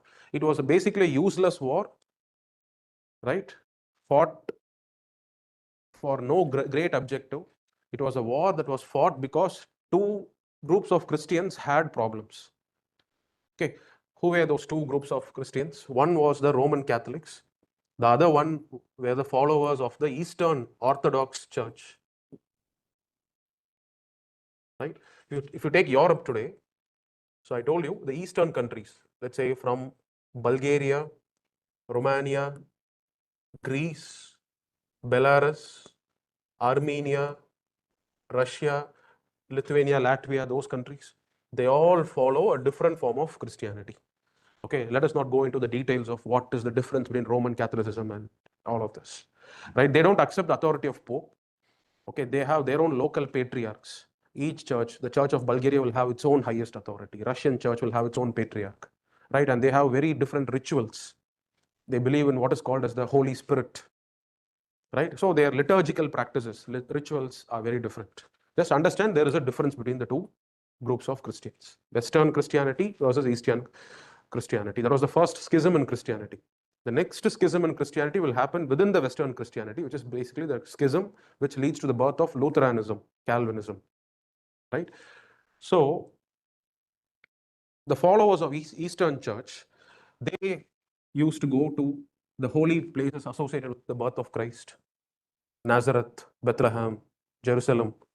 Similarly, Roman Catholics will also go on pilgrimage to these sites, right? But then there was a problem between these two people here. They started fighting with each other. And where are these sites located? In whose territory? Turks, right? Now that fighting has started between these two parties, Russia comes as a savior of this group. Russia says, Eastern Orthodox Church, I am the biggest power, so I have a duty to ensure free passage for these Eastern Orthodox Christian followers. So it tries to take the places which is under the Turks. Russia wants to take control of those places. It wants to keep it under its control. So as to, that's what it wants to be, the protector of Eastern Orthodox Christians, right? Do you think Turkey will simply give away the territories? No, it won't. So automatically there's going to be a war between Russia and Turkey, right? And Russian Tsar really wanted to drag Russia into this war because he knows that Turkey is now becoming weak and weak, right? Turkey is not the old Turkey anymore. So this is my opportunity. By defeating the Turks, I can easily spread my influence to so many areas of Asia, right? So the Russian Tsar wants to make use of this as an opportunity. He wants to come and attack Turks. And now who's going to be terribly scared if Russian influence develops? Britain, right? Because Britain has its Indian interests here. It cannot afford to jeopardize those interests. So that is when Britain decides to fight against Russia, right? And who now wants to show itself as the leader of Roman Catholics? France, Louis Napoleon, right? So Louis Napoleon also joins hands with Britain. And not only Louis Napoleon, even Piedmont, Sardinia, this tiny kingdom, also stands behind this particular combination, right? Why? Because Piedmont, Sardinia, it had a very good statesman, a prime minister during this time, whose name was Cavour, right? Count Cavour. See, the word count means he's also noble. These are all not people from common folk. They are all the nobles who used to traditionally share power with the monarchy. So it is this Count Cavour who, as a statesman, who was a very good guiding hand for the monarch of Piedmont, Sardinia. So he was able to understand the prognosis, what will happen after this war. He knows that this side is going to win. And if this side wins, let me be on the winning side so that this winning side can come to my assistance when the time comes. What is the time? When the time comes for Italian unification, I can probably win the friendship of these two powers, right? So Britain, France, Piedmont, Sardinia on one side. These two powers protecting Catholic interests and Britain protecting its geopolitical interests. They enter into a war, a useless war in this island of Crimea today, right? So Crimea doesn't even have its own supply of fresh water. Today, you see, from Russia, they have pipes carrying fresh water to Crimea, right? So it is in Crimea where battle takes place. Russians will be mercilessly beaten and they'll be defeated. But Russia now has a grievance. What is a grievance? As a friend, you did not come and stand by my side. Why? Because Austria is in a flux. Why? Because Austria professes Roman Catholic religion. So ideally, it should go and support this side. But that is why Austria decided to remain neutral. It will not participate in either side. But Russians see that as a sign of being cheated. right? The Russian Tsar would feel just 5 years back when your rule itself was at stake in Austria, I was there with my army to help you. But when something is going wrong for me, you were not there. This was the first moment when this bond between the three autocrats now starts getting loosened up, right? Even more events will take place, which will slowly pull Russia out of this league. Russia will be pitted against Germany, right? We'll see how events go on from here. So you understand, this is how Crimean War has led to two impacts. One is weakening of this bond. Next is Italy wins France, right? So Count Cavour is now able to win France with Louis Napoleon, right? And he is able to ensure the neutrality of Britain if at all a war was to break out in Europe, right? Even if Britain will not come and stand by me, at least Britain should not stand against me. That neutrality is now assured, right? So now let's enter into the phase of Italian unification, right? So that is the next landmark event that actually takes place.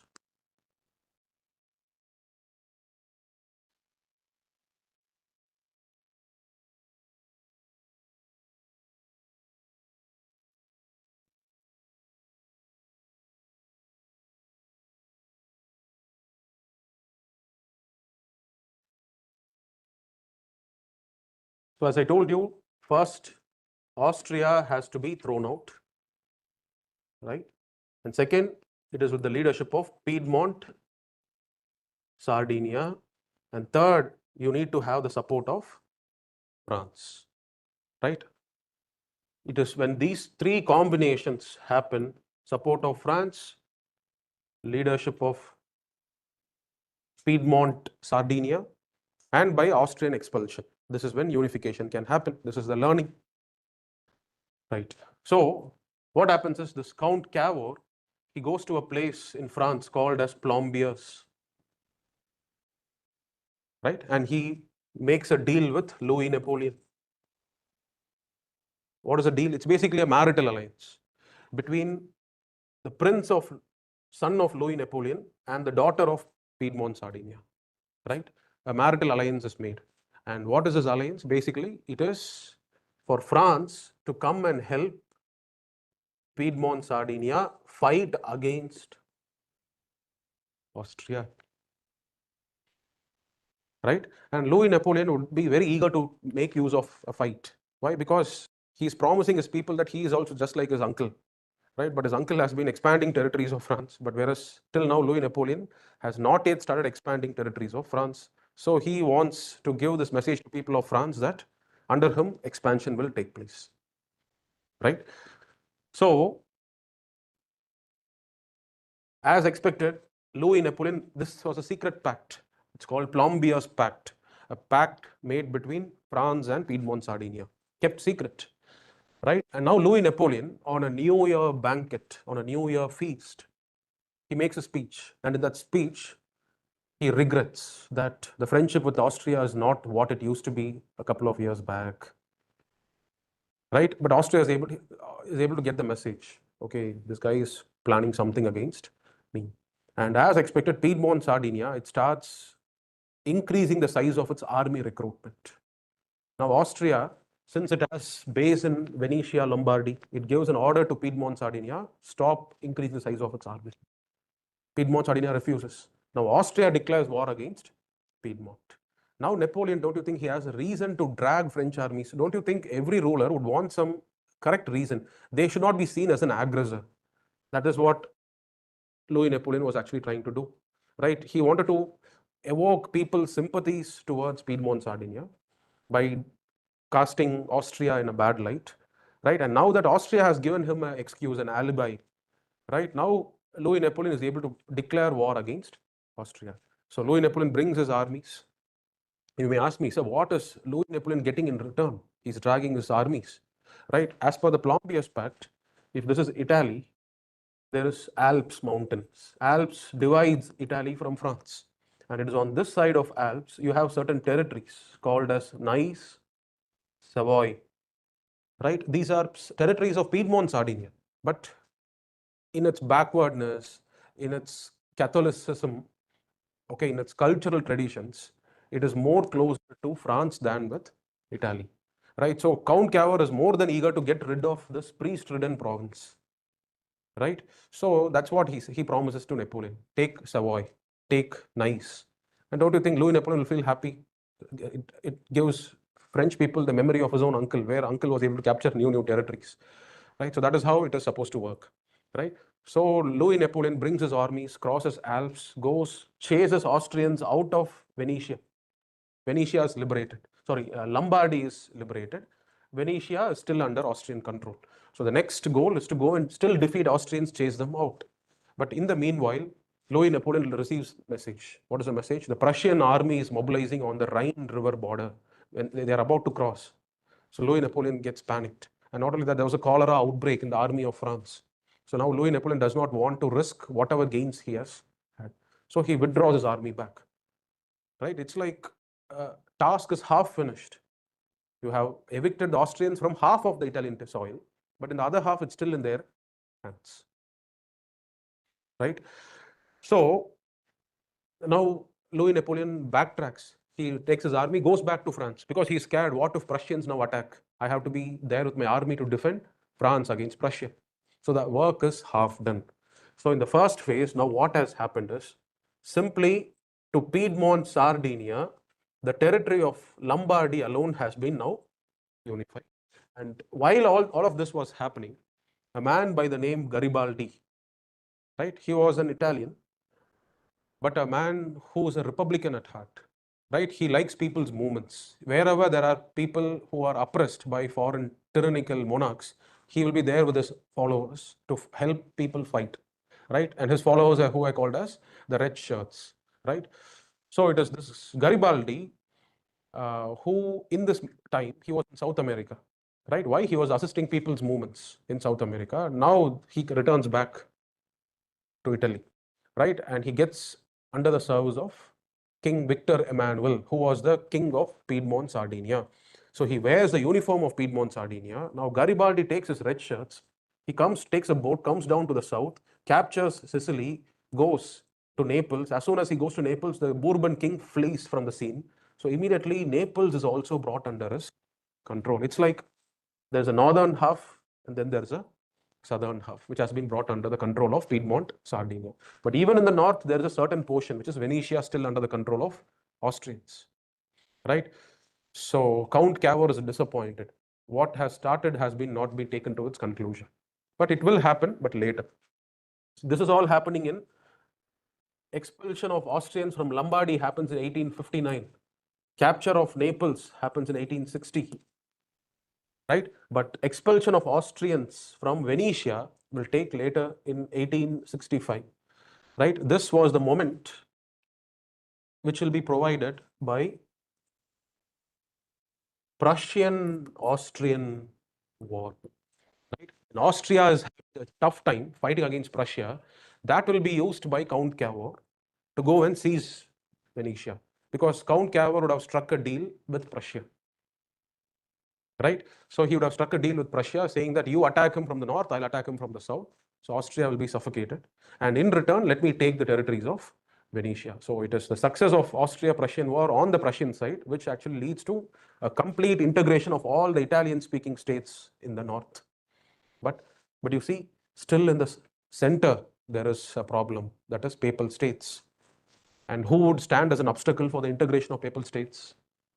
Louis Napoleon. He would never allow a papal authority to be reduced.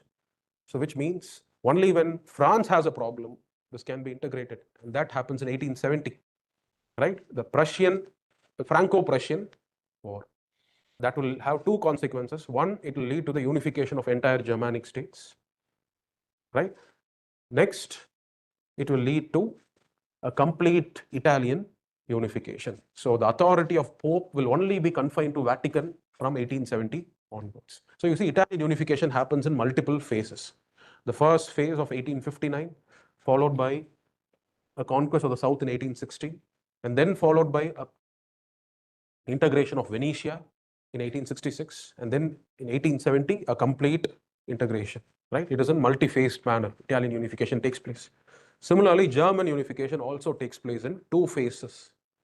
Right? We'll see what that is. So you understand this is Italian unification. So papal authority is now confined only to Vatican. Rome is once again brought after thousands of years, after the fall of Roman Empire. Right? Since then, Rome was never the imperial capital for Italians. It has been, Rome was actually placed inside the papal states. It was all under the control of the Pope. But for the first time, after thousands of years, now once again, Rome is made as the capital of entire Italian nation. All right. So we'll move on to the other event, which is basically the German unification. Right.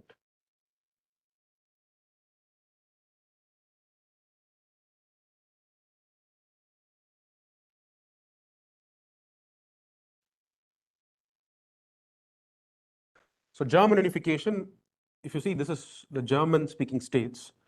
These North Germanic states, they are Protestants, and the largest would be Prussia. South Germanic states would be Catholics, right? So in the first phase, it's the integration of the Northern Germanic states that will take place. Okay, I think in 1865 or 1866, I'm not sure about the year. That is the year when the Austrian-Prussian war will break out, right? And that is a very calculated move by Bismarck. Bismarck will find excuses as to why this war will be fought. And the war will actually be fought over control of two specific provinces, right? You don't have to go to that depths. Just understand, if it is asked in the exam, you can write, it is over control of Holstein and a place called Schleswig, right? So these were all what are called as the duchies, German duchies, okay, which has a Germanic group of people. But if it's a German group of people, don't you think two large German powers will now say that it should be placed under my control, right? One would be Austria, other would be Prussia.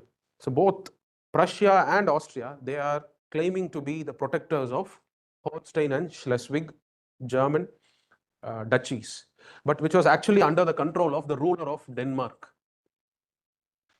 That's why in your book it will be written as it is a duchy under the ruler of Denmark, Christian. Okay, but it has sizable German population. So the two large German powers would want to be the authority controlling Schleswig as well as Holstein, right? So that it's over this war breaks out, right? It was clear, it was very clear that it is Prussia which will actually win, because Prussia also has support of other Germanic states, and the rate of industrialization, the rate of railway development that has happened in Prussia, it is uncomparable to what traditionally dominated Austria actually is. Austria is not a very strong industrial power. So it was very clearly decided. And not only that, Bismarck was a very shrewd diplomat. He was able to ensure that he had this thought, what if I go and attack Austria and Louis Napoleon becomes anxious? What if Louis Napoleon feels insecure that, oh, Prussia might become too powerful at the end of the war? What if he joins the side of Austria? So that's why Bismarck, he's called as a very great statesman as well as a shrewd diplomat, right? His diplomacy is seriously something to be studied by students of international relations, right? So what does Bismarck do? Bismarck, he goes to France, or he sends message to French ruler saying that, see, if only you can be neutral during the time of war. You don't have to join with either sides. Simply be neutral. If you're neutral, I'll allow you to expand your territories. I will not question. Probably you can lay claims over Luxembourg, right? Or you can take Bavaria. I don't care about Bavaria. Bavaria is a Roman Catholic Germanic state, and you are a Roman Catholic country. Expand into Bavaria. Once again, make your people of France happy that Louis Napoleon is expanding his territories, right? That is what you want. Do that. Or at the best, why not even take over Belgium itself, right? So these are all the temptations given to Louis Napoleon. Nothing was committed on a paper, but all of these were verbally conveyed to him. It was like stimulating the greed of Louis Napoleon. And he was able to have his way, right? Louis Napoleon remained silent when Austria was fighting a war against Prussia. That is why at the end of Battle of Sadowa, that's an important landmark battle, Battle of Sadowa, right? There was a Marshal Radzitsky. He was an Austrian field marshal. You know what he said? He said, the battle could have been lost by Austria, but it was France which lost the war, because he knows that what Bismarck is up to next, right? So in the Austrian-Prussian war, Austria was defeated. This was because Bismarck was, by shrewd diplomacy, he was able to win the support of France, and not win the support, he was able to win the neutrality of France. Correct? Number one. But Bismarck knows after the defeat of Austria, he can go and integrate all the northern Germanic states. He did not want any of the southern Germanic state to be forced to join this German union. Right? The unification of Germany is still not yet complete. Still, there are southern Germanic group of people who are yet to be brought into one single union. And he knows clearly that if he were to force his entry and make them come under his control, definitely France will fight against him. He did not want the new unity to be disturbed. Right? That's why he did not force anything for the next 5 years. And in that 5 years, from 1865 till 1870, this is when the Prussian-Franco War will be fought. In this 5 years, Bismarck was doing everything to discredit Louis Napoleon. Right? He was doing everything in his power to make Louis Napoleon friendless. Right? And there were also problems for Louis Napoleon which had started coming during this period of time. Right? What were the problems? See, Louis Napoleon's career initially started as a success. He was able to protect Roman Catholicism in the Crimean War. He was able to come to the aid of Pope in the revolution of 1848. Right? And he was even able to remain neutral during the Austrian-Prussian War and also hope for territorial gains. All of this was putting him in good light in the eyes of his people. But from 1865 onwards, certain events took place which is going to really cause disaster for Louis Napoleon. Right? You don't have to go into depths, just get exposed to what it is. One is his fruitless campaign, a Catholic campaign that was a French army will be sent to Mexico for no reason. Right? There was a reason behind that. The reason is that in Mexico there was a civil war. Right? Civil war between a native Indian, a group of people who had a native Indian leader whose name was Benito Juarez. Right? It is after that leader Benito Mussolini will even be named after. Right? Benito Juarez. Okay, or I probably should be spelled as Juarez. Right? So Benito Juarez was a native Indian leader, and then a Spanish Christian Catholic man. He had his own followers, whose name was Michael Miramon. Right? Miramon versus Juarez. In this civil war, what has happened was a relative of Louis Napoleon. He was a duke. Okay, this duke, he had given a lot of money to Michael Miramon on loans. Right now, Michael Miramon has been defeated by Juarez in Mexico, which means Juarez is going to capture power. Right, and this was the same time when USA was distracted. Why was it distracted? Civil war. Right, if not, USA would not allow any European power to play a second fiddle role in its backyard, because USA had clearly come up with this doctrine called as Monroe Doctrine, which is Americas for America. Right? Just because South America countries are getting independence, no European power should even dream of establishing their colonial empire. Yeah, this is my sphere of influence. That was what Monroe Doctrine was. But despite that, USA was slightly distracted with its own problems of American Civil War going on during this time. And this was what was used by Louis Napoleon to send an army to Mexico. And why did he send an army? Simply to make sure Miramon does not lose. Because if Miramon loses, his cousin's money is all lost.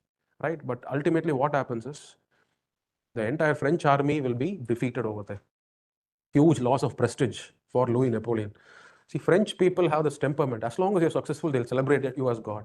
But the minute you slightly fail, you are brought to rock bottom. Now, Louis Napoleon has to do something in panic so as to keep his stature still high in the eyes of Frenchmen. Right? And not only that, now Bismarck, after understanding that Louis Napoleon has suffered such a stature setback in France, you know what he does now? He makes it open. Right? The terms of secret treaty that he had negotiated during the time of Austrian War, now he's making it open. What? Louis Napoleon, it seems that he has entered into a secret deal with Bismarck so as to take over Luxembourg, so as to take over the southern Germanic states, and the cardinal sin that even Belgium, he had ambitions to take over. Do you think Britishers will stay silent after knowing this? No. Britishers decide, now are able to understand the plot. So that is when Britishers decide not to support France, even when France is going to be affected because of the Prussian War. Right? So this is how Louis Napoleon's reducing stature as well as Bismarck. And the minute when he made it open that Louis Napoleon had wanted some of the southern Germanic states to be under his control, the southern Germanic states, now they feel let down by Louis Napoleon. They were now more than ready to go and join with Prussia. They are okay joining with people speaking the same language, even though they may be of a different religious faith, but they cannot digest even for a moment living under a people whose tongue is different than theirs. Right? So southern Germanic states who were actually closer to France, now they let go of their friendship with France. They are ready for German unification. But do you think France will allow such a German unification? Because it will lead to a big Germany. Correct?